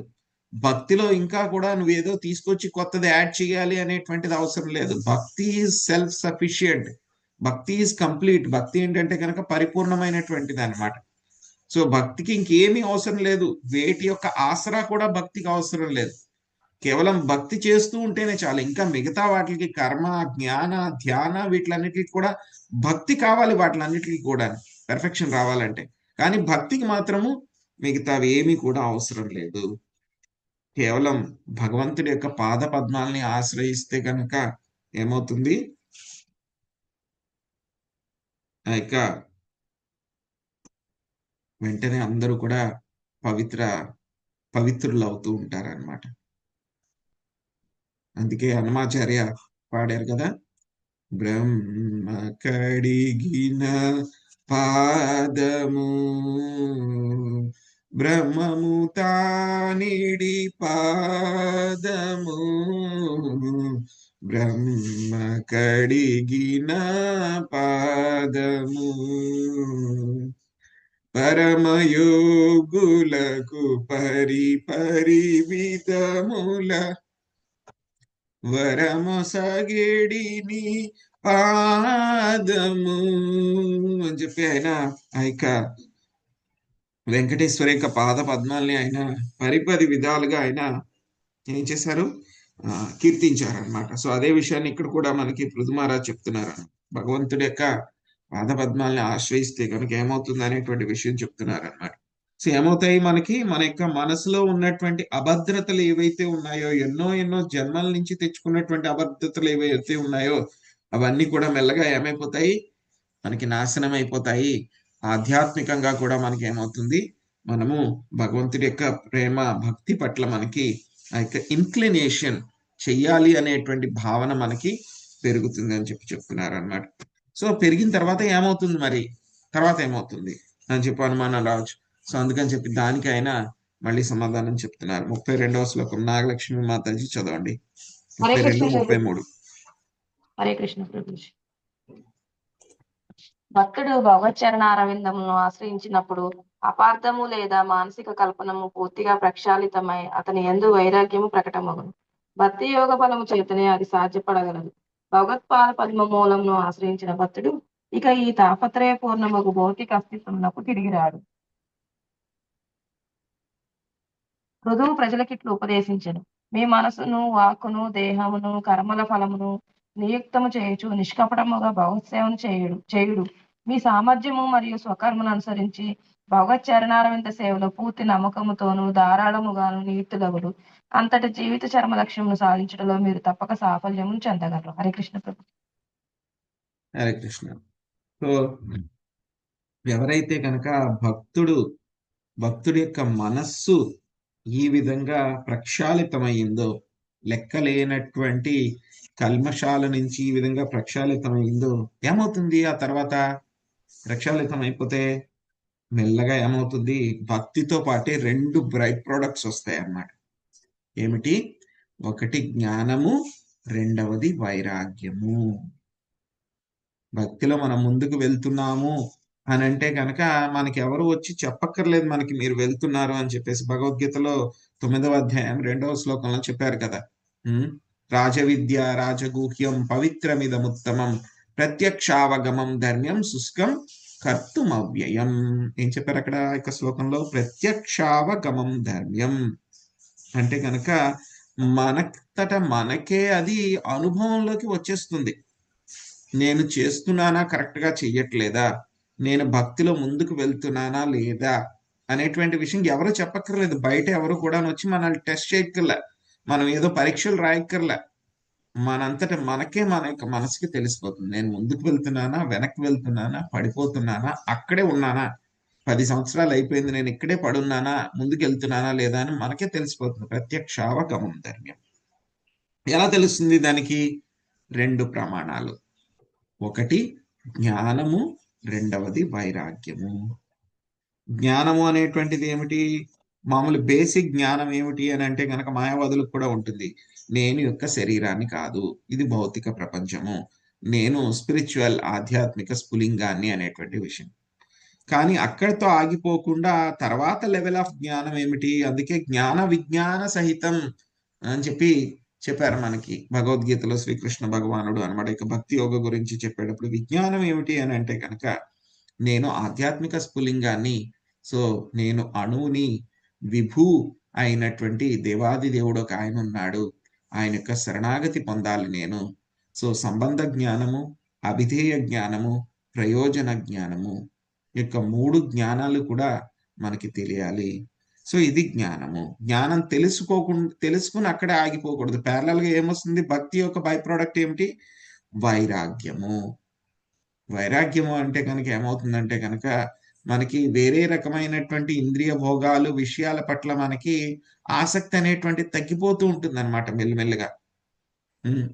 ఏదో టీవీలు చూడాలనో, సినిమాలు చూడాలనో, లేకపోతే కనుక పక్క వాళ్ళ దగ్గరికి వెళ్ళి పిచ్చాపాటి కబుర్లు చెప్పాలనో, గాసిప్స్ వేసుకోవాలనో, సో సినిమా విషయాలు చర్చించుకోవాలనో, వాటి గురించి చదవాలనో, ఇటువంటి ఆసక్తి, వేరే వేరే వ్యర్థమైనటువంటివి తినాలనో, లేకపోతే కనుక వేరే వేరే ప్రదేశాలకి వెళ్ళాలనో, సో ఇటువంటివన్నీ కూడా మనకి తగ్గిపోతాయి. అవన్నీ కూడా దేంతో రిప్లేస్ అవుతాయి? మనకి కృష్ణుడు గురించి వినాలి, కృష్ణ కథ వినాలి, సో భాగవతం వినాలి, భగవద్గీత చదువుకోవాలి, ఎవరైనా చెప్తుంటే కనుక వినాలి, జపం చేసుకోవాలి భగవంతుడికి, సమయాన్ని వృధా చేసుకోకూడదు. ఈ యొక్క గాసిప్స్, టీవీలు ఇవన్నీ కూడా అనవసరము. సో లేకపోతే కనుక హరే కృష్ణ మహామంత్రం జపించాలి అని అనిపిస్తుంది, లేకపోతే టెంపుల్కి వెళ్ళాలి అని అనిపిస్తుంది మనకి, లేకపోతే కనుక ఏదైనా ధామ్కి వెళ్ళాలి, బృందావన్కి వెళ్తే బాగుండు, ఎవరైనా తీసుకెళ్తే బాగుండు, ఎవరితో పాటు వెళ్తే బాగుండు, మాయాపూర్ వెళ్తే బాగుండు, పూరి వెళ్తే బాగుండు అని చెప్పి ఆటోమేటిక్ గా మనకు అనిపిస్తూ ఉంటుంది. మిగతా వాళ్ళందరూ గోవాలకి వీటికి వెళ్తూ ఉంటారు, మనకు అక్కడికి వెళ్ళాలని అనిపించదు. కానీ మనకి ఎక్కడ అనిపిస్తుంది? బృందావన్కి వెళ్ళాలి, ద్వారకా వెళ్ళాలి, లేకపోతే బద్రీనాథ్ వెళ్ళాలి. సో ఇలాగ మనకు అనిపిస్తూ ఉంటుంది అనమాట. సో అంటే ఏమిటి? మనకి మెల్లమెల్లగా ముందుకు వెళ్తున్నాం మనము, అంటే మనకి వైరాగ్యం అనేటువంటిది పెరుగుతుంది. సో మన యొక్క సంపదల పట్ల, ఆస్తుల పట్ల, వీటి పట్ల కూడా మనకి ఏమవుతుంది? విముఖత పెరుగుతుంది మెల్లిమెల్లిగా. అంటే ఓకే ఉన్నాయి అని చెప్పి మనకి ఏమవుతాం? ముందుగా మనం విముఖత అంటే కనుక ముందు మనం తటస్థంగా మారుతాం అన్నమాట. ఆ తర్వాత మనకు వదిలిపెట్టమంటే కనుక వదిలేసే స్థాయికి వెళ్ళగలుగుతాం అన్నమాట.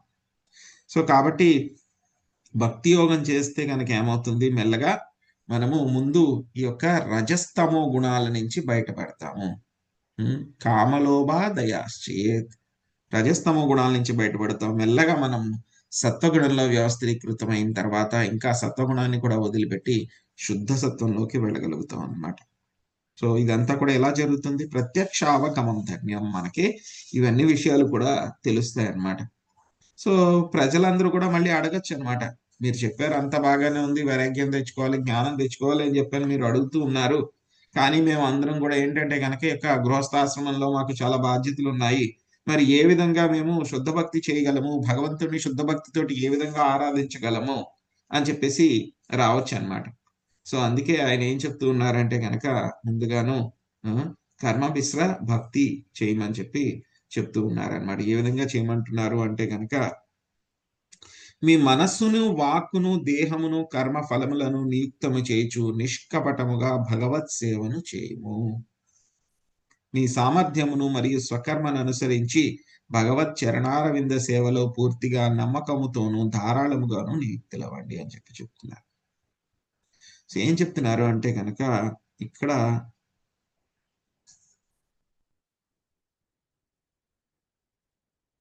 మనమందరం కూడా మన యొక్క బాధ్యతల్ని కూడా మన యొక్క వర్ణాశ్రమ పద్ధతి పక్కన బట్టి మన యొక్క వర్ణాన్ని బట్టి, ఆశ్రమాన్ని బట్టి కూడా మనం ఏం చేయాలి? మన యొక్క కర్మలను మనం చేస్తూ ఉండాలి. అది మనం ఇంతకు ముందే చర్చించుకున్నాం అన్నమాట. సో కానీ ఏంటంటే కనుక ఇప్పుడు చెప్పాం మనం శూద్రుల గురించి కూడా, ఏది ఎక్కువ పని తక్కువ పని అనేటువంటిది ఏది లేదన్నమాట. సో ఇక్కడ మనకి యథాధికార వస్థిత అని చెప్పి చెప్తున్నారు. సో ఏంటంటే కనుక మనం చూస్తే కొంతమంది బ్రహ్మదేవుడు, శివుడు, రామానుజాచార్యులు, ఇటువంటి వాళ్ళు అనమాట, గొప్ప గొప్ప వాళ్ళందరూ కూడా, ఇంద్రుడు, వీళ్ళందరూ కూడా చాలా గ్రాండ్ గా సేవలు చేస్తారు. చాలా పెద్దగా చేస్తారు. మనం కూడా చూస్తాం భక్తులు ఎవరైతే ఉన్నారో టెంపుల్ ప్రెసిడెంట్లు కానీ లేకపోతే సర్వెంట్ లీడర్స్ కానీ పెద్ద పెద్ద వాళ్ళందరూ చాలా చాలా భక్తులు చేస్తూ ఉంటారు. ఒక్కొక్కసారి మనకు కూడా అనిపిస్తుంది, అయ్యో వాళ్ళు చాలా భక్తి చేస్తున్నారు, చాలా సేవలు చేస్తూ ఉన్నారు, కానీ నేనేమి చెయ్యట్లేదు, నేను చాలా తక్కువ చేస్తున్నాను అని చెప్పి ఒక్కోసారి మనకు కూడా అనిపిస్తుంది. అలాగని చెప్పి మనము అనిపిస్తూ ఉంటుంది అనమాట. సో అందుకే ఇక్కడ పృథు మహారాజ్ ఏం చెప్తున్నారు, యథాధికార వస్థిత అంటే కనుక ఎటువంటి డ్యూప్లిసిటీ అన్నమాట, కపటత్వము ఏమీ లేకుండా ఏం చేయమంటున్నారు, మీరు మీ యొక్క బాధ్యతల్ని మీ యొక్క యథాశక్తి మేరకు, అలా అని చెప్పి మీకు కెపాసిటీ ఉన్నా సరే తక్కువగా చేసుకోమని కాదు, మీరు ఎంతవరకు అయితే కనుక చేయగలుగుతారో అంతవరకు ఎటువంటి కపటత్వము లేకుండా మీరు కనుక భక్తి చేస్తే కనుక దీంట్లో కూడా మీరు విజయం సాధిస్తారు. ఏముండాలి, కేవలం ఒకే ఒక అర్హత ఉండాలి. మనకి చెప్పారు కదా భగవద్గీతలో, స్త్రీయో వైశ్య తదా సూత్ర ఏపి యాంతి పరాంగతిం. స్త్రీలైనా వైశ్యులైనా శూద్రులైనా ఇంకా అంతకన్నా తక్కువ వాళ్ళైనా సరే యొక్క భక్తి యోగంలో కనుక వాళ్ళు వెళ్తూ ఉంటే కనుక వాళ్ళకి ఏం జరుగుతుంది, పరాంగతి, మంచి గతి వాళ్ళకి లభిస్తుంది. కానీ ఏంటి, అక్కడ ఒక క్యాచ్ ఉంది.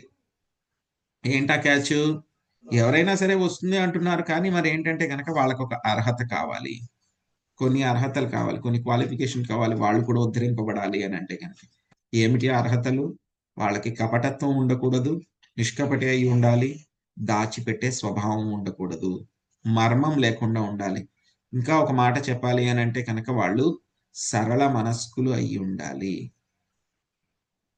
ఒకటి దాచిపెట్టడము, మోసం చేయడము ఇటువంటివి ఏమీ లేకుండా సరళ మనస్సులు, సింపుల్ మైండ్ సెట్ ఉండాలి, సింపుల్ మెంటాలిటీ, సింప్లిసిటీ ఉండాలన్నమాట. కపటత్వం ఉండకూడదు, మోసం చేయాలనేది ఉండకూడదు, వర్మాలు ఏం తెలియకుండా ఉండాలి. అటువంటి సరళ స్వభావం ఉన్నటువంటి వాళ్ళు ఖచ్చితంగా వాళ్ళు ఏం చేయగలుగుతారు, ఆ యొక్క భగవంతుడి యొక్క పాద పద్మాల్ని వాళ్ళు చేరుకోగలుగుతారు అన్నమాట. నాగలక్ష్మి మాతాజీ 34, 35 శ్లోకాలు అనువాదం చదవండి.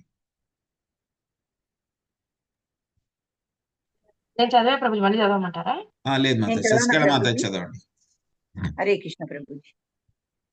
దేవదేవుడు దివ్యుడు మరియు ఈ భౌతిక జగత్తుచే కలుషితము కానివాడు, భౌతిక వైవిధ్యం లేనట్టి ఘన ఆత్మ స్వరూపుడైనను బద్ధజీవుని లాభం కొరకై అతడు పలు రకములకు ద్రవ్యములతోనూ క్రియలతోనూ మంత్రములతోనూ చేయబడి నిర్వాహకుని ప్రయోజనం అభిషేకమును అనుసరించి వివిధ నామములతో దేవతలకు అర్పించబడినట్టి నానావిధ యజ్ఞములను స్వీకరించును. హరే కృష్ణ ప్రభుజీ. 35. భగవానుడు సర్వవ్యాపి అయినను ప్రకృతి, కాలము, కోరికలు, ధర్మములు అనువాని కలయికచే ఉత్పన్నమైనట్టి వివిధ దేహములందు కూడా ప్రకటమవుచుండును. ఆ విధముగా అగ్ని సర్వదా ఒకటే అయినను దారువు యొక్క రూప పరిణామములను బట్టి వివిధ రీతుల జ్వలించడి రీతి నానా విధములకు చైతన్యములు వృద్ధి అగుచుండును. హరే కృష్ణ ప్రభుజీ. ధన్యవాదాలు. సో వీళ్ళందరికీ కూడా ఇక భక్తి ఏ విధంగా చేయాలి, కర్మ చేస్తూనే యొక్క భక్తి ఏ విధంగా చేయాలి అని చెప్పి చెప్తున్నారు అన్నమాట. సో ఏం చెప్తున్నారు, రకరకాలైనటువంటి ద్రవ్యాలతో, క్రియలతో, మంత్రాలతో కూడా మీరు ఏం చేస్తున్నారు, ఈ యొక్క యజ్ఞాలన్నీ కూడా చేయండి. సో ఈ యొక్క యజ్ఞాలన్నిటినీ కూడా ఆయన స్వీకరిస్తారు అని చెప్పి చెప్తున్నారు. సో అదే విధంగా కొంతమంది ఏమంటారు అని అంటే కనుక, మీరేంటి ఒక రాయితో చేసినటువంటి విగ్రహాన్నో, లేకపోతే కనుక కట్టెతో చేసిన విగ్రహాన్నో, లేకపోతే కనుక పెయింట్ చేసిన దాంతోనో, లేకపోతే మట్టితో చేసిన దానితోనో, లోహాలతో చేసిన దానితోనో ఏం చేస్తున్నారు, మీ యొక్క విగ్రహాన్ని ఆరాధిస్తూ ఉన్నారు. సో ఏంటి, అది భౌతికమే కదా, మరి ఆయన ఆధ్యాత్మికం ఎలా అయ్యాడు అని అంటే కనుక, సో ఆయన మన యొక్క భావనను బట్టి ఉంటుంది. ఏ యథామాం ప్రపద్యంతే. సో మన యొక్క భావన అనమాట, మన యొక్క భావగ్రాహి జనార్దనుడు ఆయన. సో ఆయన ఎక్కడి నుంచి అయినా సరే, ఎందుకంటే కనుక భౌతిక ప్రకృతి అయినా సరే, ఆధ్యాత్మిక ప్రకృతి అయినా కూడా అంతా కూడా ఆయన యొక్క శక్తులే. ఆయన కావాలంటే కనుక దేంట్లో అయినా సరే ఆయన రావచ్చు అన్నమాట. ఆయన ఎంతో కరుణతోటి భక్తులందరూ కూడా ప్రార్థించిన మీదట ఏం చేస్తారు, ఆయన ఆ యొక్క విగ్రహం ఏదైతే కనుక మందిరాల్లో ఉంటుందో వాటిల్లో ఆయన ఏమవుతారు, ఎపియర్ అవుతారు. ఆయన భక్తి ఎందుకు ఎపియర్ అవుతారు, చాలా కరుణతోటి భక్తుల యొక్క సేవ తీసుకోవడానికి. ఆ యొక్క విగ్రహం దేంతో తయారు చేయబడినా సరే, అది భౌతికమే అయినా సరే, ఆయన అందులోకి వ్యక్తం అవుతారు కాబట్టి ఏమవుతుంది, అది పూర్తిగా ఆధ్యాత్మికమైపోతుంది. అది పూర్తిగా ఆధ్యాత్మికమై అయిపోతుంది అన్నమాట. సో ఈ విధంగా ఏం చెప్తున్నారు పృథు మహారాజు అంటే కనుక, ఇక్కడ మీరు ఈ యొక్క యజ్ఞాలు ఇవన్నీ కూడా చేయండి. యజ్ఞాల్లో వేసేటువంటి మంత్రాలు, చదివేటువంటివి, ఆ యొక్క నామాలు అవన్నీ కూడా మీకు భౌతికంగా అనిపిస్తూ ఉన్నా సరే ఏమవుతాయి, అవన్నీ కూడా పూర్తిగా ఆధ్యాత్మికములే అవుతాయి. ఎందుకంటే కనుక అవన్నీ కూడా మనము భగవంతుడికి అర్పిస్తూ ఉన్నాం కాబట్టి అవి పూర్తిగా ఆధ్యాత్మికాలు అవుతాయి అన్నమాట. సో అదే విధంగా స్వామి కూడా ఏం చేస్తూ ఉంటారు, ఆయన రకరకాలైనటువంటి యొక్క రూపాల్లో ఆయన మనకి అర్చా విగ్రహ రూపంలో వాటిల్లో కూడా ఆయన ప్రకటితం అవుతూ ఉంటారు మన యొక్క సేవలు తీసుకోవడానికి అని చెప్పి చెప్తూ ఉంటారు అనమాట.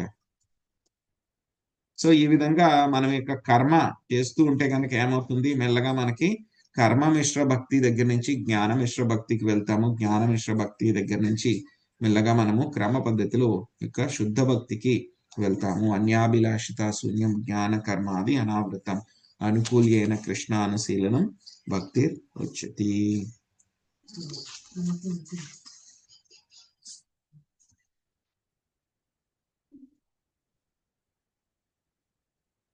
పవని మతజీ 36వ శ్లోకం అనువాదం చదవండి. 36, 37. హరే కృష్ణ ప్రభుజీ. దేవదేవుడగు హరియే సమస్త యజ్ఞములకు అధీశ్వరుడు మరియు భోక్త అయ్యున్నాడు. పరమగురువు కూడా అతడే. నాతో సంబంధమును కలిగి ఉండి స్వధర్మంచే భగవానుని అర్చించుచున్న ధరణీవాసులకు మీరందరూ నాపై అనుగ్రహంను చూపుచున్నారు కనుక ఓ ప్రజలారా మీకు కృతజ్ఞతలు తెలుపుకొనుచున్నాను. 7. బ్రాహ్మణులు మరియు వైష్ణవులు ఓర్పు, తపస్సు, జ్ఞానము, విద్య అనడి మహల్లక్షణములచే శోభించుచుందురు. ఈ ఆధ్యాత్మిక సంపత్తుల కారణమున వైష్ణవులు రాజవంశము వారి కన్నను అధిక శక్తిమంతులై ఉన్నారు. కనుక రాజులు తమ భౌతిక శక్తిని వారి ఎదుట ప్రదర్శించుట గాని వారి ఎడ అపరాధము చేయుట గాని చేయరాదని ఉపదేశించబడినది. హరే కృష్ణ. హరే కృష్ణ. సో ఏం చెప్తున్నారు, ఇక సాక్రిఫైస్ యజ్ఞాల గురించి ఇక్కడ మనకి చెప్పారు. యజ్ఞాలన్నీ కూడా చేయమని చెప్పారు. అప్పటి సమయంలో అయితే కనుక యజ్ఞాలు, ఇప్పుడైతే కనుక మనకేమిటి, సంకీర్తన యజ్ఞం. హరే కృష్ణ హరే కృష్ణ కృష్ణ కృష్ణ హరే హరే హరే రామ హరే రామ రామ రామ హరే హరే. సో ఇప్పుడైతే కనుక మనకేమిటి, సంకీర్తన యజ్ఞము. సో కాబట్టి ఈ యొక్క సంకీర్తన యజ్ఞం మనం చేయాలన్నమాట. సో మనకి చెప్పారు కదా, భోక్తారం యజ్ఞ తపసాం సర్వలోక మహేశ్వరం సుహృదం సర్వభూతానం జ్ఞాత్వా మాం శాంతి గచ్చతి. శాంతి పొందాలంటే కనుక ఏం చేయాలి, మనకి ఈ యొక్క భోక్తారం యజ్ఞ తపసాం, మొత్తం అన్ని రకాలైనటువంటి యజ్ఞాలకి కూడా ఫలితాలు పొందేటువంటి అర్హత ఎవరికి ఉంది, ఆ యొక్క దేవదేవుడైనటువంటి శ్రీకృష్ణ భగవానుడికి. భోక్తారం యజ్ఞ తపసాం సర్వలోక మహేశ్వరం, అన్ని లోకాలన్నిటికీ కూడా యజమాని. అటువంటి ఆయన ఏమిటి, సుహృదం సర్వభూతానం, మొత్తం అందరూ జీవుల యొక్క మంచి జరగాలి అని చెప్పి కోరుకుంటాడు ఆయన, సుహృదం. సో ఈ విషయాన్ని ఎవరైతే తెలుసుకుంటారో వాళ్ళకి శాంతి కలుగుతుంది అని చెప్తున్నారు. అదేవిధంగా పృథు మహారాజ్ కూడా చెప్తున్నారు అన్నమాట. సో మీరందరూ కూడా నాకు ఈ విధంగా సహకరిస్తున్నారు ఈ యొక్క యజ్ఞాలు చేయడంలో, కాబట్టి మీ అందరికీ కూడా నేను ధన్యవాదాలు తెలియచేసుకుంటున్నాను అని చెప్పి వాళ్ళందరికీ కూడా చెప్తున్నారు అన్నమాట. ఆ తర్వాత మళ్ళీ పృథు మహారాజు ఇప్పుడు దాకా కూడా భక్తి గురించి చెప్పారు. సో భక్తిలో స్థాయిలు ఎలా ఉండాలి, అసలు దేవాది దేవుడు ఎవరు, సో ఆయన యొక్క స్థాయి ఏమిటి, ఎవరు ధృవీకరించారు, సో భక్తిని ప్రతి ఒక్కళ్ళు కూడా ఏ విధంగా చేయాలి, సో మెల్లగా కర్మ మిశ్ర భక్తి నుంచి జ్ఞాన మిశ్ర భక్తి నుంచి శుద్ధ మిశ్ర భక్తికి ఎలా రావాలి అని చెప్పి చెప్పారన్నమాట. శుద్ధ భక్తికి ఎలా రావాలి అని చెప్పి ఆయన చెప్పారు. చెప్పిన తర్వాత ఇప్పుడు మరి భక్తి చేస్తూ ఉన్నాం, బాగానే ఉంది, కానీ కొన్ని విషయాల్లో చాలా జాగ్రత్తగా ఉండాలి. ఇంకా భక్తిలో కనుక చాలా ఫాస్ట్ గా వెళ్ళాలంటే కనుక కొన్ని పనులు చేయాలి. అవేమిటి అనేటువంటిది మనకి ఇప్పుడు పృథు మహారాజ్ చెప్తూ ఉన్నారన్నమాట. సో ఏమిటి అది అంటే కనుక బ్రాహ్మణులు వైష్ణవుల యొక్క గొప్పతనాన్ని తెలుసుకోవడం. బ్రాహ్మణుల యొక్క వైష్ణవుల యొక్క గొప్పతనాన్ని ఆయన ఏం చేస్తున్నారు, ఇప్పుడు ఆయన సిద్ధపరుస్తున్నారు, మనందరికీ కూడా చెప్తూ ఉన్నారన్నమాట. ఎందుకు వీళ్ళందరికీ ఎంత గొప్పగా, వీళ్ళందరూ ఎందుకు అంత స్పెషల్ అంటే కనుక వాళ్ళకి ఓర్పు, తపస్సు, జ్ఞానము, విద్య అనేటువంటి ఉత్తమమైనటువంటి లక్షణాలు వాళ్ళలో ఉన్నాయన్నమాట పూర్తిగా. వాళ్ళకి ఇటువంటి ఆధ్యాత్మిక సంపదలన్నీ కూడా వాళ్ళకి ఉన్నాయి. సో కాబట్టి యొక్క వైష్ణవులు బ్రాహ్మణులు రాజు వంశం కంటే కూడా చాలా శక్తివంతమైనటువంటి వాళ్ళు. చూసాం కదా, వేణ మహారాజుని ఏం చేశారు బ్రాహ్మణులు? మంత్రాలతోటి చంపేశారు ఆయన. అంతటి శక్తి ఉంది. కేవలం మంత్రాలతో అంతటి శక్తి ఉంది. కాబట్టి చెప్తారు, ఈ యొక్క బ్రాహ్మణులు వైష్ణవుల మీద అధికారం రాజులకు లేదు. రాజుకు కావాలంటే కనుక వాళ్ళిద్దరూ తప్పితే కనుక మిగతా వాళ్ళందరి మీద కూడా ఆయనకి అధికారం ఉంటుంది. ఎవరినైనా సరే శిక్షించవచ్చు, దండించవచ్చు. కానీ బ్రాహ్మణులు వైష్ణవులు శిక్షించి దండించి వాళ్ళ మీద అజమాయిషీ చేసేటువంటి అధికారం రాజులకు కూడా లేదు. ఎందుకంటే కనుక వాళ్ళు మిగతా వాళ్ళ క్షత్రియులందరికంటే కూడా చాలా ఉన్నతమైనటువంటి వాళ్ళు. సో ఈ యొక్క వైష్ణవాపరాధం అనేటువంటిది చాలా చాలా భయంకరమైనటువంటిది. సో ఎవరైనా సరే వైష్ణవుల పట్ల అపరాధాలు కనుక చేస్తే కనుక ఏమవుతుంది? వెంటనే వాళ్ళ యొక్క భక్తిలో ప్రగతి అనేటువంటిది అక్కడికక్కడే ఆగిపోతుంది. ముందుగా ఆగిపోతుంది, ఆ తర్వాత ఏమవుతుంది? భక్తి అంతా కూడా మెల్లమెల్లగా నాశనం అయిపోతుంది, వైష్ణవ అపరాధాన్ని కనుక మనం సరిదిద్దుకోపోతే కనుక. సో అందుకే ఏమంటారు? వైష్ణవ అపరాధాన్ని హాతిమత అని అంటారు అన్నమాట. సో కాబట్టి ఎలా అయితే కనుక చాలా చక్కగా మీరు ఒక ఉద్యానవనాన్ని రెడీ చేసుకున్నారు మొత్తం, కానీ ఏమైంది? దాంట్లో ఒక పిచ్చి ఏనుగును ఒక దాన్ని వదిలిపెట్టేశారు. మదమెక్కిన ఏనుగుని. ఏం చేస్తుంది అది? ఒక్క గంటలో, పావు గంటలో ఏం చేస్తుంది? ఆ యొక్క తోటనంతా కూడా నాశనం చేసేస్తుంది అది. సో అలాగే మీరు ఎన్నో సంవత్సరాల నుంచి భక్తి చేసుకుంటూ ఉన్నారు, కానీ ఒక చిన్న వైష్ణవ అపరాధానికి మీరు తావిచ్చారు అని అంటే కనుక ఏం చేస్తుంది? ఆ యొక్క వైష్ణవ అపరాధం మొత్తం మీ యొక్క భక్తిని అంతా కూడా నాశనం చేసేస్తుంది. అందుకే ఇప్పుడు దాకా భక్తి చేయమని చెప్పారు పృథు మహారాజు. ఇప్పుడు వైష్ణవులు బ్రాహ్మణుల యొక్క గొప్పతనాన్ని చెప్తూ ఉన్నారు. మీరు వైష్ణవ అపరాధాలు చేయకండి అని చెప్పి చెప్తూ ఉన్నారు అన్నమాట. సో కాబట్టి వాళ్ళ పట్ల మీరు మీ యొక్క శక్తి చూపించడం కానీ, వాళ్ళ పట్ల అపరాధాలు చేయడం కానీ ఇటువంటివి ఏమీ కూడా చెయ్యవద్దు అని చెప్పి చెప్తూ ఉన్నారనమాట. చాలా ఎగ్జాంపుల్స్ అన్ని కూడా శ్రీకృష్ణ భగవానుడు తన యొక్క లీలలో కూడా చూపించారు. సో వేణుడి యొక్క ఎగ్జాంపుల్లో చూసాం మనం. సో బ్రాహ్మణులకు అపరాధం చేస్తే ఏమైంది? వేణుడే నాశనం అయిపోయాడు. సో అలాగే యదువంశం కూడా ఏమైంది? ఆ యొక్క బ్రాహ్మణుల యొక్క శాపంతో యదువంశం కూడా నాశనం అయిపోయింది. స్వయంగా శ్రీకృష్ణ భగవానుడి యొక్క వంశం. అదంతా లీల. కానీ ఏంటంటే ఆ లీల ద్వారా కూడా మనం చెప్తూ ఉన్నారనమాట, బ్రాహ్మణులు వైష్ణవులతోటి మీరు పెట్టుకోవద్దు, ఫైర్ నిప్పు లాంటి వాళ్ళతో పెట్టుకుంటే కనుక ఏమవుతుంది? మీరే భస్మం అయిపోతారు అని చెప్పేసి చెప్తూ ఉన్నారనమాట.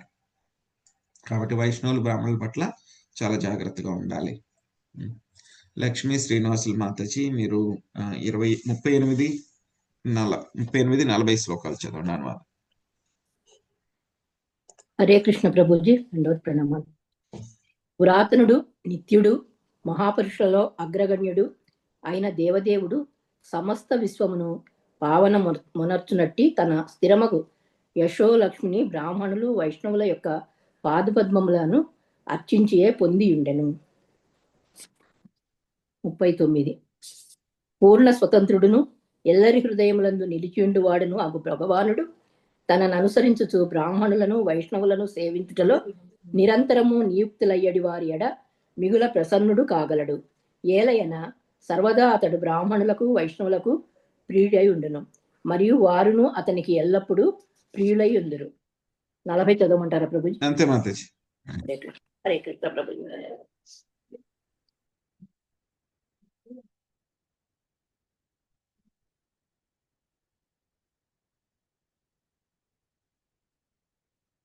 సో ఇక్కడ పృథు మహారాజు యొక్క శ్లోకంలో ఏం చెప్తున్నారంటే కనుక, భగవంతుడు దేవదేవుడు అయినటువంటి శ్రీకృష్ణ భగవానుడికి కూడా, సో పురాతనుడు, నిత్యుడు, మహాపురుషుల్లో అగ్రగణ్యుడు అయిన దేవదేవుడు, సో ఆ యశోలక్ష్మి అంతా కూడా ఆయనకి దొరికింది అంటే కనుక బ్రాహ్మణులు వైష్ణవుల యొక్క పాద పద్మాల్ని అర్చిస్తూ ఉన్నారు కాబట్టి దొరికింది అని.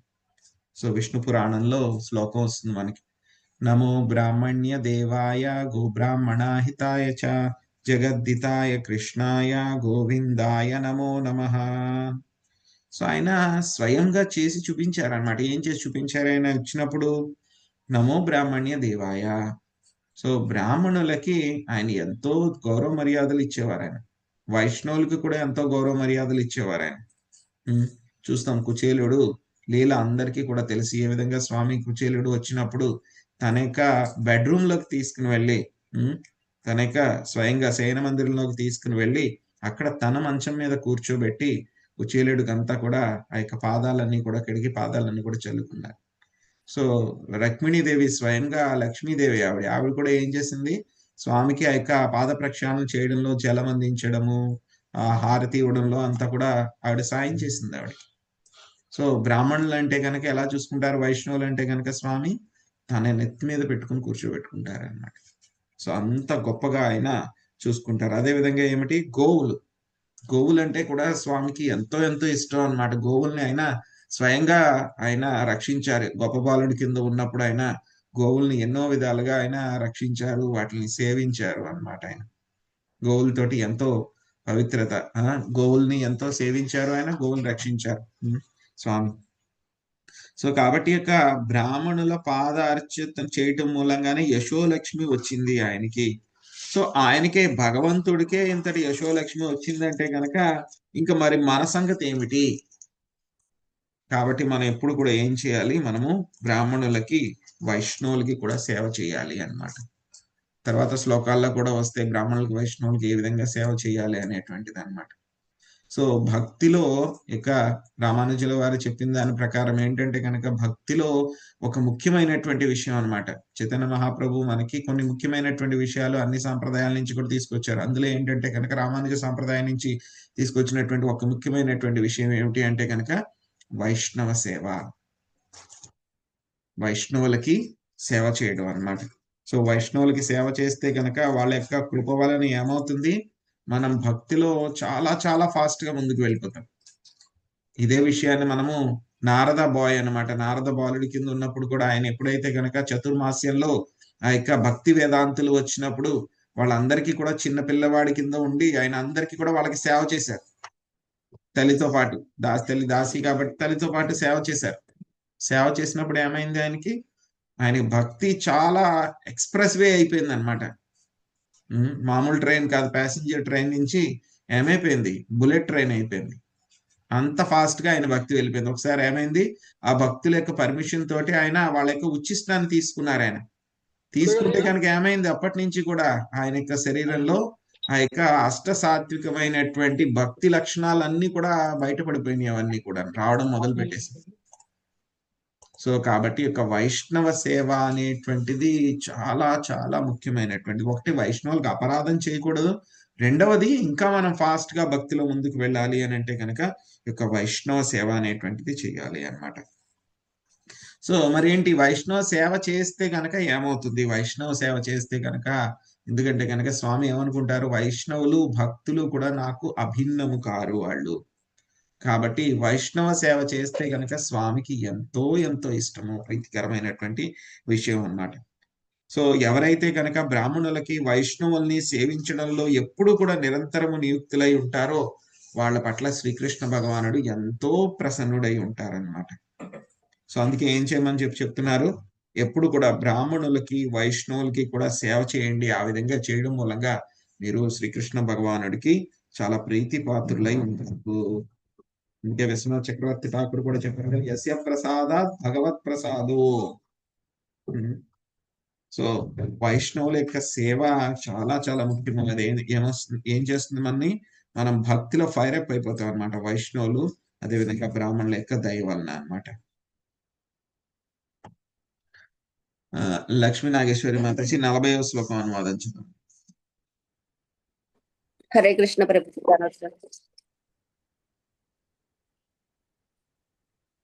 బ్రాహ్మణులకు వైష్ణవులకు నిత్యము సేవించుటయే మనుజుడు హృదయ మాలిన్యమును శుద్ధిపరచుకుని పరమశాంతిని భవబంధ ముక్తిని పొంది సంతుష్టుడెగును. బ్రాహ్మణ సేవ కన్నను ఉత్తమమగు కర్మయు ఈ భౌతిక జగత్తులోనే లేదు. ఏలయనగా ఎవ్వరి కోరికకు అనేకములగు యజ్ఞములను ఉపదేశించబడినవో అట్టి దేవతలకే అది ప్రసన్నతను కూర్చుచున్నది. హరే కృష్ణ. హరే కృష్ణ. సో కానీ ఏంటంటే కనుక ఇక్కడ ఒక చిక్కు వచ్చింది మనకి.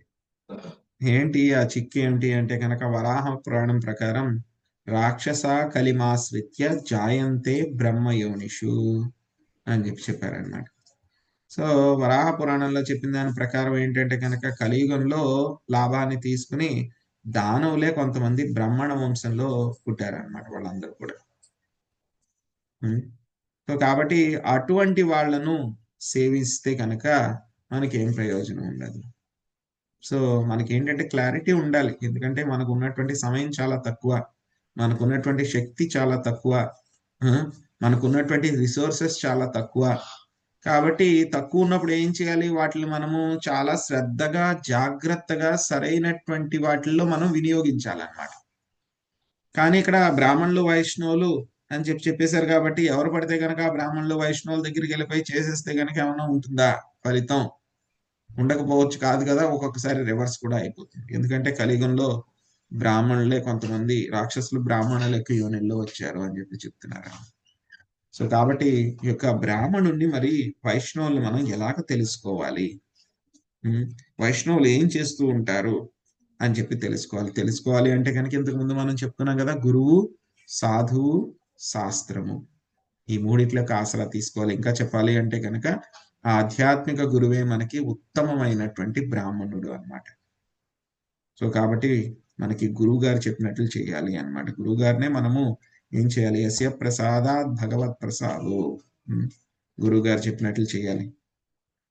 కాబట్టి గురువు గారు ఏ విధంగా అయితే కనుక మనకి డైరెక్షన్ ఇస్తున్నారో ఆ విధంగా చేయాలి.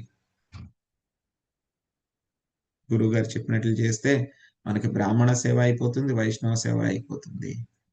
గురువు గారు అదే విధంగా ఎవరైతే కనుక గాడ్ బ్రదర్స్, గురువు గారి యొక్క గాడ్ బ్రదర్స్ ఎవరైతే కనుక ఉంటారో, ఇంకా చెప్పాలి అంటే కనుక మన యొక్క పరంపర,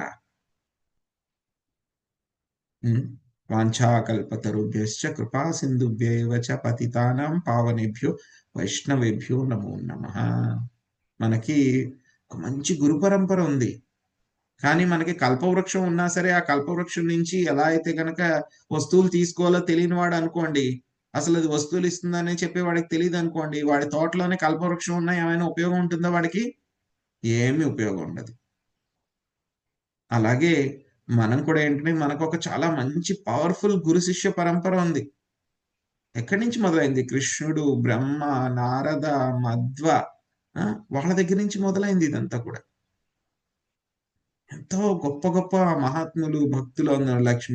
లక్ష్మీపతి, ఈశ్వరపురి, మాధవేంద్రపురి, చైతన్య మహాప్రభు, గొప్ప గొప్ప షడ్గోస్వాములు, నరోత్తమదాస్ ఠాకూర్, విశ్వనాథ్ చక్రవర్తి ఠాకూర్, అదే విధంగా ఇంకా చాలా చాలా గొప్ప వాళ్ళు అందరూ కూడా అన్నమాట. భక్తి వినోద్ ఠాకూర్, భక్తి సిద్ధాంత సరస్వతి ఠాకూర్, గౌరకిషోర్ దాస్ బాబాజీ, ఇంతటి గొప్ప పరంపరని మనం పెట్టుకుని ఎక్కడో వెళ్ళి ఎత్తుకోవాల్సిన అవసరం ఏమీ లేదు మనకి. కేవలం మన యొక్క గురువుకి, గురు పరంపరకి మనం సేవ చేస్తే సరిపోతుంది, ఫినిష్. ఎక్కడికో పరిగెత్తుకుని ఎక్కడున్నారు అని చెప్పి మనం ఎత్తుకోకర్లేదు. ఏది కావాలన్నా సరే మన యొక్క గురువుల్ని, గురు పరంపరని అడగవచ్చు. అందుకే ఏం చెప్పారు, వాంఛా కల్పతరుభ్యశ్చ కృపా సింధుభ్య ఏవచ. సో మనకి ఏది కావాలన్నా సరే మన గురువులు, మన గురు పరంపర మనకి ఇస్తుంది.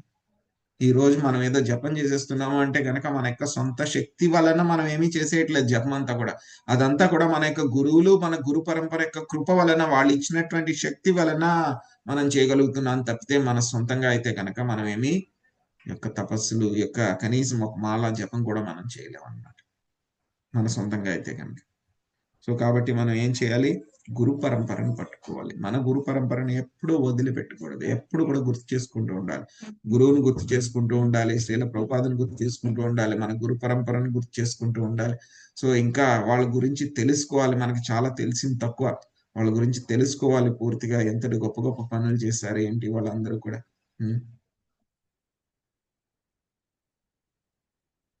తర్వాత మనకి 41వ శ్లోకంలో ఇంకా ముఖ్యమైనటువంటి సీక్రెట్ చెప్తున్నారు Prithu Maharaj. Very very important. అదేంటో చూద్దాం. శ్రీదేవి మాత చదవండి, అడపా శ్రీదేవి మాత. అనంతుడగు భగవానుడు నానావిధ దేవతల పేరున చేయబడి యజ్ఞముల ద్వారా భుజించినప్పటికీ సాధువులు మరియు భక్తుల నోటి ద్వారా అర్పణలను గ్రహించుటలో పొందినంత తృప్తిని అగ్ని ద్వారా భుజించుటలో పొందడు. ఏలయన అప్పుడు అతడు భక్తుల సాంగత్యమును విడవవలసిన అవసరం ఉండదు. హరే కృష్ణ. హరే కృష్ణ. ఇక్కడ ఇంకో సీక్రెట్, మనకి వైష్ణవులకి ఏ విధంగా సేవ చేయాలి, మరి మేము ఇక్కడికి వెళ్ళలేము, వాళ్ళకి ఎలా సేవ చేయాలి, ఇంకొకసారి అవకాశం దొరుకుతుంది. ముందుగా వైష్ణవులు ఎవరు అని చెప్పి తెలుసుకోవడమే కష్టము. తెలుసుకున్న తర్వాత మరి వాళ్ళకి ఎలా సేవ చేయాలి అని అంటే కనుక చూడండి. సో యజ్ఞం చేస్తే కనుక ఏం చేస్తారు, యజ్ఞంలో హవిస్సుల్లో రకరకాల పదార్థాలు అవన్నీ కూడా వేస్తారు. కానీ అవన్నీ కూడా ఎక్కడికి వెళ్తాయంటే కనుక అగ్ని ద్వారా అవి మనము భోక్తారం యజ్ఞ తపసం అన్ని యజ్ఞాలకు అధిపతి అయినటువంటి శ్రీకృష్ణ భగవానుడికి పంపిస్తున్నాం. కానీ ఆయనకి ఆ యజ్ఞం ద్వారా తీసుకోవడం కంటే కూడా ఆ యొక్క వైష్ణవుల యొక్క నోటి ద్వారా తీసుకోవడం అంటే కనుక ఆయనకి చాలా ఇష్టం అంట ఆయనకి. సో సాధువులు భక్తుల యొక్క నోటిలో కనుక మనం ఏదైనా సరే మంచి ఆహార పదార్థాలు అవన్నీ కూడా పెడితే కనుక వాటి ద్వారా తీసుకోవడానికి ఆయన ఇష్టపడతారనమాట. సో కాబట్టి ఏమిటి, మనం వైష్ణవులకి మనం ఏం చేయాలి, మనం ప్రసాదం పెట్టాలి. అవకాశం ఎప్పుడు అవకాశం దొరికితే కనుక అప్పుడు మన యొక్క స్తోమతను బట్టి సామర్థ్యాన్ని ప్రకారం మనం ఏం చేయాలి, వైష్ణవులకి మనము ఆహారాన్ని ఇవ్వడానికి ప్రయత్నించాలన్నమాట, ప్రసాదం పెట్టడానికి ప్రయత్నించాలి. సో ఆ విధంగా that is the best way. ఆ విధంగా మనం ఏం చేస్తున్నాం, డైరెక్ట్ గా స్వామికి అర్పిస్తున్నాం ప్రసాదం. ఒకవేళ మనం వైష్ణవులకి సరిగ్గా వండలేము, మనకంత కెపాసిటీ లేదు అంటే కనుక ఎక్కడైనా వైష్ణవులకి ఆ యొక్క సేవ చేస్తూ ఉన్నారంటే కనుక దానికి మనం ధనము కంట్రిబ్యూట్ చేయవచ్చు అనమాట. సో ఏదైనా మనకి ఏవో పుట్టినరోజులు జరుగుతూ ఉంటాయి, పెళ్లి రోజులు జరుగుతూ ఉంటాయి, ఏవో ఒకటి జరుగుతూ ఉంటాయి. అలాంటప్పుడు ఏం చేయాలి, మనము మందిరాలకు వెళ్ళి మనము అక్కడ వైష్ణవులకి యొక్క ఆహారాన్ని పెడితే కనుక that is the best way. భగవంతుడికి చెప్తున్నారు కదా ఆయన ఇక్కడ, నాహం తిష్టామి వైకుంఠే యోగీనాం హృదయేషు తత్ర తిష్టామి నారద యత్ర గాయంతి మద్భక్త. ఆయన ఎప్పుడు కూడా ఆయన యొక్క భక్తుల నుంచి ఎప్పుడు కూడా సెపరేట్ అయి ఉండడు. ఆయన ఎప్పుడు కూడా భక్తులతోనే ఉంటాడు ఆయన. మరి అదేంటండి, మనందరి హృదయాల్లో కూడా ఆయన ఉన్నారు కదా పరమాత్మ, మరి భక్తులతోనే ఉంటారు, భక్తులను వదిలిపెట్టరు అని అంటున్నారు అంటే కనుక పరమాత్మ కింద ఉంటే కనుక ఆయన ఏముంటారు, ఎలా ఉంటారు అంటే కనుక కేవలం ఆయన ఉపదృష్టానుమంతాచ అనుమంతాచ, జస్ట్ అంతే రోల్. ఆయన పర్మిషన్ ఇస్తూ ఉంటారు, విట్నెస్ కింద ఉంటారు అంతే, అంతకన్నా ఇంకేం చేయరు. కానీ భక్తులకైతే కనుక ఏం చేస్తూ ఉంటారు, ఆయన చైత్య గురువు అయిపోతారు. ఆయన వాళ్ళని డైరెక్ట్ చేస్తూ ఉంటారు, వాళ్ళతో పాటే ఉంటారు. మనకి భగవద్గీతలో చతుశ్లోకి భగవద్గీతలో కూడా మనం చెప్తున్నాం ఏం చేస్తూ ఉంటారన్నారు ఆయన. సో భక్తులు ఏవైతే కనుక నా గురించి చేస్తూ ఉన్నారో వాళ్ళ యొక్క హృదయంలో ఉన్నటువంటి కల్మషాలన్నీ కూడా నేను జ్ఞాన దీపేన భాస్వత, జ్ఞానం అనేటువంటి లైట్ పట్టుకుని వాళ్ళ దగ్గర ఉన్నటువంటి కల్మషాలన్నీ కూడా తొలగిస్తాను నేను. సో ఎప్పుడు కూడా నేను యోగుల యొక్క హృదయాల్లో ఉండను, వైకుంఠంలో ఉండను. ఎక్కడైతే కనుక నా యొక్క భక్తులు కీర్తిస్తూ ఉన్నారో అటువంటి చోట్ల నేను ఉంటాను నారద అని చెప్పి ఆయన చెప్పడం జరిగిందనమాట. సో అదే విధంగా వైష్ణవులకి కనుక మనము యొక్క భోజనం పెడితే కనుక that is the best way అనమాట. అద్వైతాచార్య ఒకసారి ఆయన గృహస్థు కాబట్టి ఆయన శ్రాద్ధ కర్మ చేయాల్సి వచ్చింది అనమాట.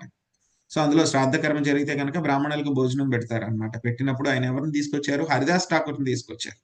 అక్కడ అందరికంటే ముందు హరిదాస్ ఠాకూర్కి ఆయన భోజనం పెట్టారనమాట. అప్పుడు హరిదాస్ ఠాకూర్ అన్నారు, లేదు ఇక్కడ గొప్ప గొప్ప బ్రాహ్మణులు అందరూ కూడా ఉన్నారు, వాళ్ళకి పెట్టండి, వాళ్ళకి పెట్టిన తర్వాత కావాలంటే కనుక నేను తీసుకుంటాను, ముందు నాకెందుకు పెడుతున్నారు అని చెప్పి అంటారనమాట. సో అప్పుడు హరిదాస్ ఠాకూర్కి ఆయన అద్వైతాచార్య చెప్తున్నారు అనమాట, సో మీకు కనుక నేను భోజనం పెడితే కనుక కోట్లాది మంది బ్రాహ్మణ శ్రేష్ఠులకి నేను సంతర్పణ చేసినట్లు అవుతుంది. ఇక్కడ ఉన్నటువంటి బ్రాహ్మణులతో ఎవరితో అయినా సరే నేను తర్కాన్ని వాదించడానికి నేను సిద్ధంగా ఉన్నాను నేను. సో కాబట్టి మీకు నేను భోజనం పెడితే ఎంతో మంది కోట్ల మంది బ్రాహ్మణులకు పెట్టినట్టు అవుతుంది, కాబట్టి మీకే పెడుతున్నాను అని చెప్పేసి ఆయన హరిదాస్ ఠాకూర్ గారికి మొట్టమొదటి ఆ యొక్క శ్రాద్ధ కర్మలో భోజనం పెట్టడం జరిగింది అనమాట. సో అంతటి మహిమ బ్రాహ్మణుల వైష్ణవులకి యొక్క భోజనం పెట్టడంలో ఉంటుంది అనమాట. చందన మాతాజీ 42-43 శ్లోకాలు అనువాదం చదవండి. హరే కృష్ణ ప్రభుజీ, దండవత్ ప్రణామం. ఎవరండి హరిదాస్ ఠాకూర్ గారికి భోజనం పెట్టింది ఒకసారి చెప్పండి. అద్వైతాచార్య. ఓకే, హరే కృష్ణ. హరే కృష్ణ ప్రభుజీ, దండవత్ ప్రణామాలు. వేదోపదేశములు శ్రద్ధ, తపస్సు, శాస్త్రీయ నిర్ణయములు, సంయమనము, ధ్యానంతో అంగీకరించే కారణమున బ్రాహ్మణత్వమున బ్రాహ్మణుని దివ్యస్థితి నిత్యం కొనసాగగలదు. నిర్మలమగు దర్పమున ముఖము స్పష్టంగా ప్రతిబింబించు రీతి ఆ విధంగా జీవితం యొక్క నిజమైన లక్ష్యము ప్రకాశింపగలదు.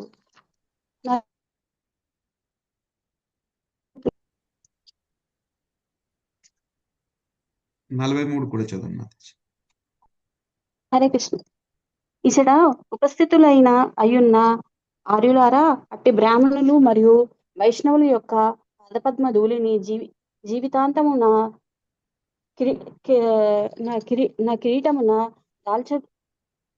దాల్చినట్లుగా మీరందరూ నన్ను ఆశ్చర్యదింపుడు.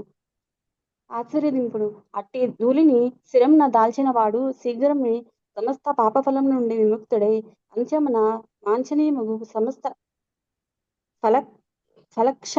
ఫలక్షణములను పెంపొందించుకొనును. హరే కృష్ణ ప్రభుజీ.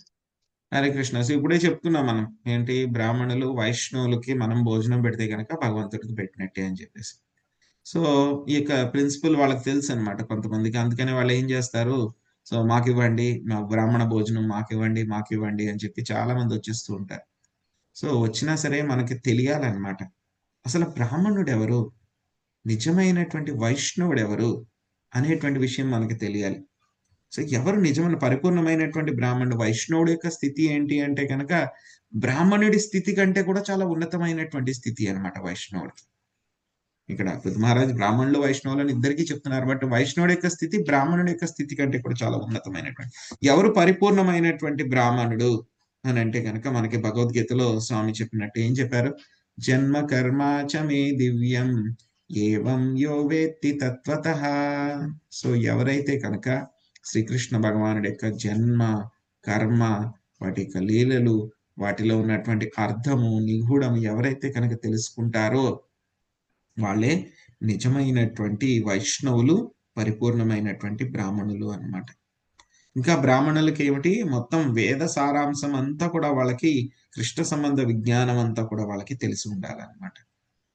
సో అటువంటి వాళ్ళు ఏంటంటే కనుక ఏం చేస్తూ ఉంటారు, మాంఛాయో వ్యభిచారేణ భక్తి యోగేన సేవతే సగుణాన్ సమతిత్యైతాన్ బ్రహ్మభూయాయ కల్పతే. సో వాళ్ళందరూ కూడా అన్ని పరిస్థితుల్లో కూడా స్వామి యొక్క సేవలోనే నియుక్తులై ఉంటారు. ఇంకా ఏమిటి, బ్రాహ్మణులు మొత్తము 4 రకాలైనటువంటి యొక్క డిఫెక్ట్స్ అన్నమాట. డిఫెక్ట్స్ అంటే కనుక సమస్యలు, వాళ్ళలో లోపాలు, 4 రకాలైనటువంటి లోపాల నుంచి వాళ్ళు అతీతంగా ఉంటారు. ఏమిటి ఆ బ్రాహ్మణులు 4 రకాలైనటువంటి లోపాలు అంటే కనుక పొరబడటము, మోహానికి గురవడము, తర్వాత మోసం చేయడము, అదేవిధంగా ఇంద్రియాలు పూర్తిగా లేకపోవడం, ఇంద్రియ నిగ్రహం లేకపోవడము, అంటే వాళ్ళ యొక్క ఇంద్రియాలు పరిపూర్ణంగా లేకపోవడము. ఈ 4 రకాలైనటువంటి లోపాలు ఉన్నటువంటి వాళ్ళు బ్రాహ్మణులు కాదు. సో మరి వైష్ణవులు ఏం చేస్తూ ఉంటారంటే కనుక, మరి వైష్ణవులు కూడా లోపాలు ఉండవా అంటే కనుక వాళ్ళు ఏం చేస్తూ ఉంటారు, వైష్ణవులు ఏదైతే కనుక గురు శిష్య పరంపరలో చెప్పారో, ఏదైతే శ్రీకృష్ణ భగవానుడు చెప్పారో అదే విషయాన్ని మళ్ళీ వాళ్ళు అదే విధంగా, అందుకే ప్రభుపాద్ గారు భగవద్గీతకి ఏం పేరు పెట్టారు, Bhagavad Gita as it is, Bhagavad Gita యథాతథము. ఏదైతే కనుక కృష్ణుడు అర్జునుడికి చెప్పారో అలాగే చెప్పారు ప్రభుపాద్ గారు. సో ఏదైతే కనుక కృష్ణుడు అర్జునుడికి చెప్పినట్లే చెప్తే కనుక ఏముంది, అందులో తప్పేమీ ఉండదు, అందులో తప్పేమీ ఉండదు. కాబట్టి వైష్ణవులు చెప్పేటువంటివన్నీ కూడా మీ యొక్క ఎటువంటి లోపాలకి కూడా ఉండవు. ప్రభుపాద్ గారు కూడా శ్రీమద్ భాగవతంలో అదే చెప్తారు, ఆయన ఉపోద్ఘాతంలో మొదటి స్కందంలో అన్నమాట. సో మేము ఈ ప్రజెంట్ చేసినప్పుడు భాగవతంలో ఏవో కొన్ని గ్రామర్ మిస్టేక్లు ఉండొచ్చు అక్కడక్కడ అనుకోకుండా, ఏదో మేము ప్రజెంట్ అంటే కనుక మేము చెప్పేటప్పుడు అందులో ఏవో చిన్న లోపాలు ఉండొచ్చు, ఏవో కొంచెం చిన్నవి, ఆ డేట్లు ఏవో అటు ఇటు అయి ఉండొచ్చు, లేకపోతే పదాలు అటు ఇటు ఉండొచ్చు. కానీ అయినా సరే చిన్న తప్పులు ఉన్నా సరే, సంస్కృతంలో ఏదో చిన్న తప్పులు ఉన్నా సరే, మేమిచ్చేటువంటి ఆ యొక్క ఉపదేశం ఏదైతే ఉందో, ఆ యొక్క ఉపదేశము ఏదైతే కనుక సుఖదేవ గోస్వామి పరీక్షిత్ మహారాజుకి చెప్పారో అదే ఉపదేశాన్ని మేము ఇచ్చాము. దాంట్లో ఉన్నటువంటి ఆ యొక్క మూలాన్ని మేము అదే మూలాన్ని ఇచ్చాము. మేము ఆ యొక్క మూలంలో ఎటువంటి మార్పులు చేర్పులు చేయలేదు. సో కాబట్టి మేము ప్రస్తుతిస్తున్నటువంటి యొక్క శ్రీమద్ భాగవతము చాలా పవిత్రమైనటువంటిది. దాంట్లో ఉన్నటువంటి ఆ యొక్క ఎసెన్స్ అలాగే ఉంచబడింది.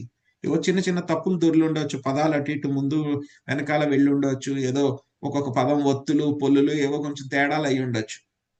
కానీ ఏంటి, అందులో ఉన్నటువంటి మూల ఉద్దేశ్యము, మూలమైనటువంటి ఆ యొక్క మెసేజ్, ఉపదేశం ఏదైతే ఉందో అదే ఉంది. కాబట్టి మేం ప్రజెంట్ చేసినటువంటి భాగవతం పరిపూర్ణము అని చెప్పి శ్రీల ప్రభుపాదులు వారు స్వయంగా చెప్పారనమాట. సో కాబట్టి ఈ యొక్క వైష్ణవులు అనేటువంటి వాళ్ళు ఈ యొక్క డిఫెక్ట్స్ నుంచి బయటపడి ఉండాలన్నమాట. అటువంటి వాళ్ళు మాత్రమే వైష్ణవులు. అటువంటి వాళ్ళకే మనము ఇక భోజనం పెట్టినా, సేవ చేసినా సరే, ఇంకా ఏమిటి, ఉన్నతమైనటువంటి వైష్ణవుడు ఏంటి, కేవలం బ్రాహ్మణ వంశం మీద పుట్టినంత మాత్రాన్ని వైష్ణవుడు అయిపోడు. గుణకర్మ విభాగశః అని చెప్పి స్వామి చెప్పారు కదా, గుణాలు లక్షణాలు కూడా ఉండాలి. సో ఇంకా పరమ వైష్ణవులు ఏ విధంగా తెలుసుకుంటారు అని అంటే కనుక, వాళ్ళు ఎప్పుడు కూడా శ్రీకృష్ణ భగవానుడి యొక్క ప్రేమలో వాళ్ళు మునిగి తేలుతూ ఉంటారు. ఏది చూసినా సరే శ్రీకృష్ణ భగవానుడి యొక్క సంబంధంతోనే వాళ్ళు చూస్తూ ఉంటారు. సో అటువంటి వాళ్ళు వైష్ణవులు అన్నమాట. అటువంటి వాళ్ళు బ్రాహ్మణులు, వైష్ణవులు ఎవరైతే ఉన్నారో వాళ్ళ యొక్క పాద పద్మ ధూళిని నా యొక్క కిరీటం మీద ఎప్పుడు కూడా పెట్టుకోవాలని మీరందరూ కూడా ఆశీర్వదించండి. ఎవరైతే కనుక వైష్ణవుల యొక్క పాద పద్మాల్ని వాళ్ళ యొక్క తల మీద దాల్చుకుంటారో వాళ్ళు అన్ని పాపాల నుంచి కూడా విముక్తులయ్యి మొత్తము అవసరమైనటువంటి మంచి లక్షణాలను కూడా వాళ్ళందరూ కూడా పొందుతారు. సో భాగవతంలో మనకి 5వ స్కంధంలో చెప్పారనమాట, యస్యాస్తి భక్తిర్ భగవత్ యకించన సర్వైర్గుణైస్తత్ర సమాసతే సురః. ఇక వైష్ణవులు అదే విధంగా బ్రాహ్మణులు ఎవరైతే కనుక, వైష్ణవులకి ఏమవుతుందంట, వాళ్ళకి ఆటోమేటిక్ గా దేవతలలో ఉన్నటువంటి గొప్ప గొప్ప లక్షణాలు, గుణాలు అన్ని కూడా వైష్ణవులకు వచ్చేస్తాయి అన్నమాట. సో కాబట్టి ఈ యొక్క వైష్ణవుల యొక్క పాద పద్మధూలని ఎవరైతే పెట్టుకుంటారో వాళ్ళకి ఏమవుతుంది, అంత లైఫ్ వాళ్ళకంతా కూడా ఆస్పిషియస్ అన్నమాట, చాలా పావనం అయిపోతుంది అన్నమాట. సో ఎలా, ఇంకేం చెప్తున్నారు అంటే కనుక, వైష్ణవుల యొక్క పాద పద్మ ధూళిని ఎవరైతే కనుక వాళ్ళ తల మీద పెట్టుకోకపోతే కనుక ఆ యొక్క కిరీటం రాజు గారికి ఏమవుతుందంట, తల మీద ఒక గడ్డి మోపు లాంటిది, బరువు తప్పితే కనుక ఏమీ లేదు. ఎవరైతే కనుక వైష్ణవుల పాద పద్మ ధూళిని పెట్టుకుంటారో ఏమవుతుంది, వాళ్ళ యొక్క జీవితం పావనం అవుతుంది అని చెప్పి చెప్తున్నారు అనమాట. ఎందుకు అంత వైష్ణవులకి అంత గొప్పతనము, ఏంటి వాళ్ళ యొక్క స్పెషాలిటీ అనేటువంటిది మనకి 45వ శ్లోకంలో చెప్తున్నారు అనమాట. రోజా మాతాజీ మీరు 45, 46 శ్లోకాలు చదవండి. 44 చదవలేదు కదా 44, 45 చదవండి. హరే కృష్ణ. మైత్రేయ ముని పలికెను. 44 చదవలేదు. 44 చదవండి. 44, 45. శీలమే సంపదగా కలిగి ఉండి కృతజ్ఞుడై ఉండి అనుభవజ్ఞులైన వారిని ఆశ్రయించి బ్రాహ్మణ యోగ్యతలను పొందెడివాడు జగత్తు యొక్క సమస్త ఐశ్వర్యములను వడియుండును కనుక దేవదేవుడు మరియు అతని అనుచరులు బ్రాహ్మణుల ఎడ, గోవుల ఎడ, నా ఎడ ప్రసన్నులు కాగలరని వాంఛించుతున్నారు. 45. మైత్రేయ ముని పలికెను. పృథ మహారాజు చక్కగా పలికిన విషయమును వినిన పిమ్మట ఆ సమావేశమున ఉపస్థితులై ఉన్న దేవతలు, పితృలోక వాసులు, బ్రాహ్మణులు, సాధు పురుషులు వాదముల ద్వారా అతనిని అభినందించిరి. హరే కృష్ణ. పృథు మహారాజు ఇంకా చివరిలో చెప్తున్నారనమాట, అసలు ఏంటి ఇంత వైష్ణవులు బ్రాహ్మణులు అని వాళ్ళ గురించి పెద్ద గొప్పగా చెప్పేస్తున్నారు మీరు, ఏంటి వాళ్ళ యొక్క గొప్పతనం ఏంటి అంటే కనుక అది ఈ శ్లోకంలో చెప్తున్నారనమాట. ఏమిటి వాళ్ళకు ఉన్నటువంటి వెల్త్, వాళ్ళకు ఉన్నటువంటి ఐశ్వర్యం ఏమిటి, ఆధ్యాత్మికమైనటువంటి ఐశ్వర్యం ఏమిటి అంటే కనుక శీలధనం, అంటే మంచి ప్రవర్తన, వాళ్ళకు ఉన్నటువంటి మంచి ప్రవర్తన. ఇంకోటి ఏంటి, కృతజ్ఞం, వాళ్ళందరూ కూడా ఎప్పుడు కూడా కృతజ్ఞులై ఉంటారు. ఆ తర్వాత ఇంకేం చేస్తూ ఉంటారు, వాళ్ళకు ఉన్నటువంటి ఇంకొక సంపద ఏమిటి, వృద్ధ ఆశ్రయం, అంటే కనుక వృద్ధాశ్రయం. సో ఎవరైతే పెద్దలు ఉంటారో వాళ్ళ యొక్క షెల్టర్లో, ఆశ్రయంలో వాళ్ళు ఉంటారన్నమాట. అటువంటివి ఏవైతే కనుక చేస్తూ ఉంటారో యొక్క బ్రాహ్మణులకి, వాళ్ళకి అన్ని రకాలైనటువంటి ఐశ్వర్యాలు కూడా వాళ్ళు పొందుతారు. సో పృథు మహారాజు ఏం చేస్తున్నారు, ప్రార్థన చేస్తూ ఉన్నారనమాట. శ్రీకృష్ణ భగవానుడు అదేవిధంగా ఆయన యొక్క అనుయాయులు అందరూ కూడా బ్రాహ్మణుల పట్ల నా పట్ల కూడా ప్రసన్నం కాగలరని నేను కోరుకుంటున్నాను అని చెప్పి చెప్తున్నారనమాట. ఆయనకి అంతటి గౌరవం అన్నమాట. బ్రాహ్మణులన్నా, గోవులన్నా, బ్రాహ్మణ సంస్కృతి అన్నా, గోరక్షణం అన్నా, సో అంతటి శ్రద్ధ అన్నమాట ఆయనకి. సో స్వామి ఏం చేస్తున్నారు అంటే కనుక ఏకో బహునాంయో విదదాతి కామాన, ఆయన ఒక్కడే పరమ నిత్యుడు, మొత్తం జీవులందరి యొక్క కోరికలను కూడా ఆయన తీరుస్తూ ఉన్నాడు. సో అందులో బ్రాహ్మణులు వైష్ణవులు అయితే కనుక ఆయనకి ఇంకా చెప్పక్కర్లేదన్నమాట, వాళ్ళకి చెప్పక్కర్లేదన్నమాట. సో ఈ విధంగా మొత్తం పృథు మహారాజు ఆయన చెప్పాల్సినటువంటి ఆ యొక్క బోధన అంతా కూడా చేసేసారు. సో ఆయన స్టార్టింగ్ లో చెప్పారు కదా, మనకు అనుకున్నాం కదా, నేను కొన్ని ప్రతిపాదిస్తున్నాను, ఇక్కడ ఉన్నటువంటి వాళ్ళందరూ కూడా శ్రద్ధగా వినండి, ఆలోచించి నేను సరిగ్గా చెప్పానా లేదా చెప్పండి అని చెప్పి చెప్పారు ఆయన, గుర్తుందో లేదు. సో కాబట్టి ఆయన 44వ శ్లోకం వరకు ఆయన చెప్పడం అయిపోయిన తర్వాత ఇప్పుడు మొత్తం అక్కడ ఉన్నటువంటి వాళ్ళందరూ కూడా ఆ యొక్క ప్రజలు ఎవరైతే ఉన్నారో, అక్కడ మహాత్ములు ఎవరైతే ఉన్నారో, దేవతలు ఎవరైతే ఉన్నారో, పితృలు అయితే ఎవరైతే ఉన్నారో వాళ్ళందరూ కూడా ఇప్పుడు మాట్లాడుతున్నారు అన్నమాట. సో అక్కడ దేవతలు, పితృలకు వాసులు, బ్రాహ్మణులు, సాధు పురుషులు అంతా కూడా విని ఆయన ఏం చేశారు, పృథు మహారాజుని అభినందించారనమాట. చాలా బాగా చెప్పారు, చాలా బాగా చెప్పారు. సో ఏమంటారు, ఇలాంటివన్నీ కూడా బాగా చెప్తూ ఉంటే కనుక ఏమంటారంటే సాధువులందరూ కూడా సాధు సాధు సాధు అంటారనమాట. అంటే మీరు చెప్పింది చాలా ఉత్తమము, మీరు చెప్పింది చాలా ఉత్తమము, సో కరెక్ట్ గా చెప్పారు, సో ఎస్ మేమందరం కూడా అంగీకరిస్తున్నాము అని చెప్పి చెప్పారనమాట వాళ్ళందరూ కూడా. శారదా మాతాజీ చదవండి 46, 47.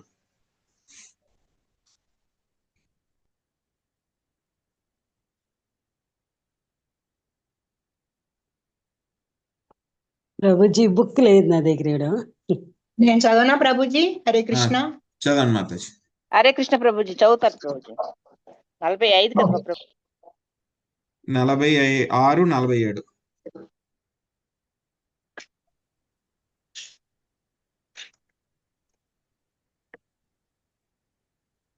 చదువుతున్నారా మాతాజీ? చదవమంటారా అండి?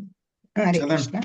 46. బ్రాహ్మణ శాపముచే నేహతుడైన పరమపాపియగు వేణుడు అతని తనయుడగు పృథువుచే నరకము నుండి ఇప్పుడు ఉద్ధరింపబడినందున పుత్రుని కార్యముచే మనుజుడు స్వర్గమును పొందుననడి వేద నిర్ణయము సత్యమైనదని వారు పలికిరి. 47. అదే విధముగా హిరణ్యకశిపుడు తన పాపకారణమున ఎల్లప్పుడూ దేవదేవుని ఆధిపత్యమును నిందించి తమస్సులో ప్రవేశించినను పుత్రుడగు ప్రహ్లాదుని అనుగ్రహంచే ఉద్ధరింపబడి భగవద్ధామమును చేరును. హరే కృష్ణ ప్రభుజీ. అక్కడ ఉన్నటువంటి వాళ్ళందరూ కూడా పృథు మహారాజుని వాళ్ళందరూ కూడా అభినందించారనమాట.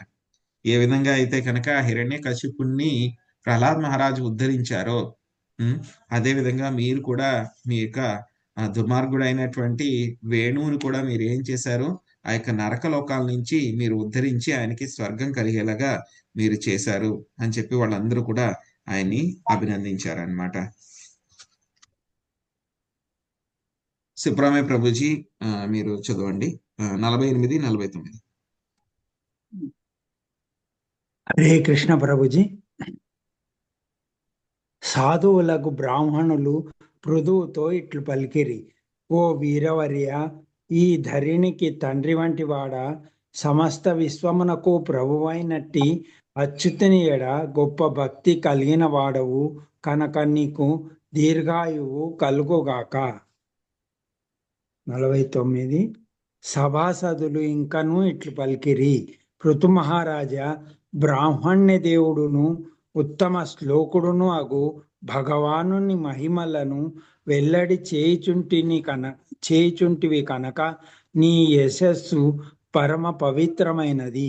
మహద్భాగ్యము వలననే మేము మా ప్రభువుగా పొందితిమి కనుక భగవానుని ఆశ్రయముననే ప్రత్యక్షముగా జీవించుచున్నట్లు భావించుచున్నాము.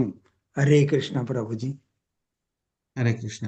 సో అక్కడ ఇప్పుడైతే గనక అచ్యుతుడి పట్ల అంతటి శ్రద్ధా భక్తి కూడా ఉన్నాయి కాబట్టి, ఎంతటి భక్తి అంటే గనక ఆయన విష్ణువు వచ్చినప్పుడు మామూలుగా అయితే గనక వరాలు ఇచ్చి ఆయన ఏమన్నా చెప్పాలి అనుకుంటే గనక వెళ్ళిపోతారాయన. కానీ పృథువు పట్ల ఎంతటి ప్రేమతో ఉన్నారు అంటే గనక ఆయన అక్కడే ఉండిపోయారు వెళ్లకుండా. ఆ యొక్క వృత్తాంతం మనం ఇంతకు ముందు అధ్యాయంలో చూసాం అన్నమాట. అంతటి గొప్ప భక్తుడు కాబట్టే అక్కడ ఉన్నటువంటి సాధువులందరూ కూడా ఆయనకి ఆశీర్వదించాడు అన్నమాట. దీర్ఘాయుష్మాన్ భవ, సో నువ్వు దీర్ఘాయుష్ను పొందు అని చెప్పి అందరూ కూడా ఆశీర్వదించారు అన్నమాట. సో తర్వాత వాళ్ళందరూ కూడా ఇలా చెప్పారనమాట. సో నువ్వు బ్రాహ్మణ్య దేవుడు ఉత్తమ శ్లోకుడు అయినటువంటి భగవంతుడి యొక్క మహిమలను వెల్లడి చేస్తూ ఉన్నావు కాబట్టి మీ యొక్క యశస్సు, మీ యొక్క కీర్తి ఎంతో పరమ పవిత్రమైనటువంటిది, ఎంతో అదృష్టం ఉంది కాబట్టి మా యొక్క మహద్భాగ్యం వల్లనే మేము మిమ్మల్ని ప్రభువు కింద పొందాము. సో కాబట్టి భగవంతుడి యొక్క ఆశ్రయాన్ని మేము ప్రత్యక్షంగా అనుభవిస్తున్నాము. సో ఒక గొప్ప వైష్ణవుడు ఒక షెల్టర్ లో ఉంటే కనుక ఇలా అనుభవం వస్తుంది అనమాట. వాళ్ళందరూ కూడా అక్కడ ఫీల్ అవుతున్నారు అనమాట వాళ్ళందరూ కూడా. సో పృథువు యొక్క ఆశ్రయంలో ఉన్నటువంటి వాళ్ళ దేవతలు గాని, ఋషులు గాని, ప్రజలు గాని అందరూ కూడా భగవంతుడి యొక్క పాదాల కిందే ఉన్నామా మేము అన్నంతగా వాళ్ళందరూ కూడా చాలా భావిస్తూ ఉన్నారనమాట. ఎంతో మహద్భాగ్యం. సో చైతన్య మహాప్రభు కూడా అదే చెప్తారు, మనకేం చెప్తారు, బ్రహ్మాండ భ్రమితే కొన భాగ్యవాన్ జీవ గురు కృష్ణ ప్రసాదే పాయ్ భక్తిలతా బీజ. బ్రహ్మాండంలో ఎక్కడెక్కడెక్కడెక్కడో తిరుగుతూ ఉన్నాడు జీవుడు అంతా కూడా. గురువు కృష్ణుడు యొక్క దయ వలన ఏమైంది, ఒక చిన్న భాగ్యవాన్ భక్తిలత అనేటువంటి ఒక చిన్న విత్తనం దొరికింది, భక్తి అనేటువంటి విత్తనము. ఇక్కడ వీళ్ళందరూ కూడా అదే చెప్తున్నారండి, ఎంతో అదృష్టం ఉంది కాబట్టి మేము మిమ్మల్ని మా యొక్క ప్రభువు కింద పొందాము. సో భగవంతుడి యొక్క ఆశ్రయాన్ని మేము అనుభవిస్తూ ఉన్నాము. సో మేము చాలా అదృష్టవంతులము అని చెప్పి వాళ్ళందరూ కూడా ఎంతో చాలా ప్రేమతోటి చెప్తున్నారు అనమాట ఆయనతోటి. చందన మాతజీ 50-51 చదవండి మాతజీ.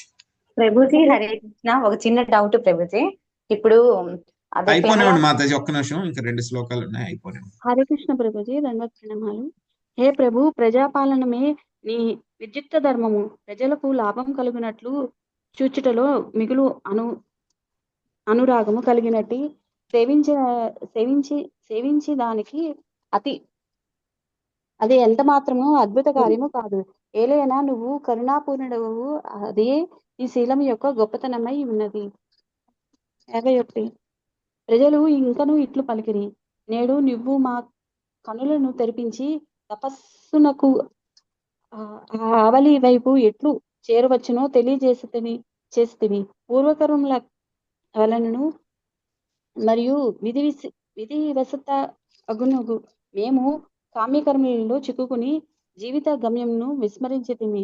అందువలన ఈ విషము నుంచి మేము తిరుగాడుచున్నాము.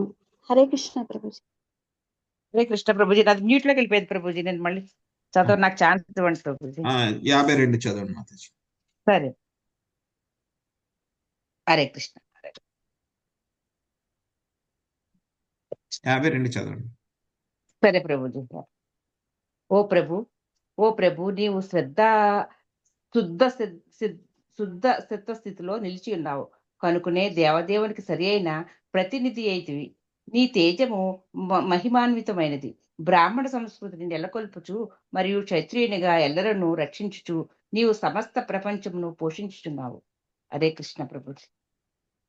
హరే కృష్ణ. సో అక్కడ ఉన్నటువంటి వాళ్ళందరూ కూడాను పృథు మహారాజ్ పట్ల ఎంతో ఆనందంగా ఉన్నారనమాట. వాళ్ళందరూ కూడా ఏం చేస్తున్నారు, వాళ్ళందరూ కూడాను. సో గొప్ప వైష్ణవుడు ఏం చెప్పారు చైతన్య మహాప్రభు, యారే దేకే తారే కహో కృష్ణ ఉపదేశ్ హమారా ఆజ్ఞాయ్. సో వైష్ణవులు ఏం చేయాలి, ఎక్కడికి వెళ్ళినా ఎవరితో మాట్లాడినా సరే ఏం మాట్లాడాలి, వాళ్ళు కృష్ణుడి యొక్క ఉపదేశాన్ని మాత్రమే చెప్పాలి. ఇక్కడ పృథు మహారాజ్ కూడా ఏం చేస్తున్నారు, ఆయన కూడా ప్రీచింగ్ చేస్తున్నారు. అక్కడ ఉన్నటువంటి వాళ్ళ ప్రజలందరూ, ఇది మాస్ ప్రీచింగ్ అన్నమాట.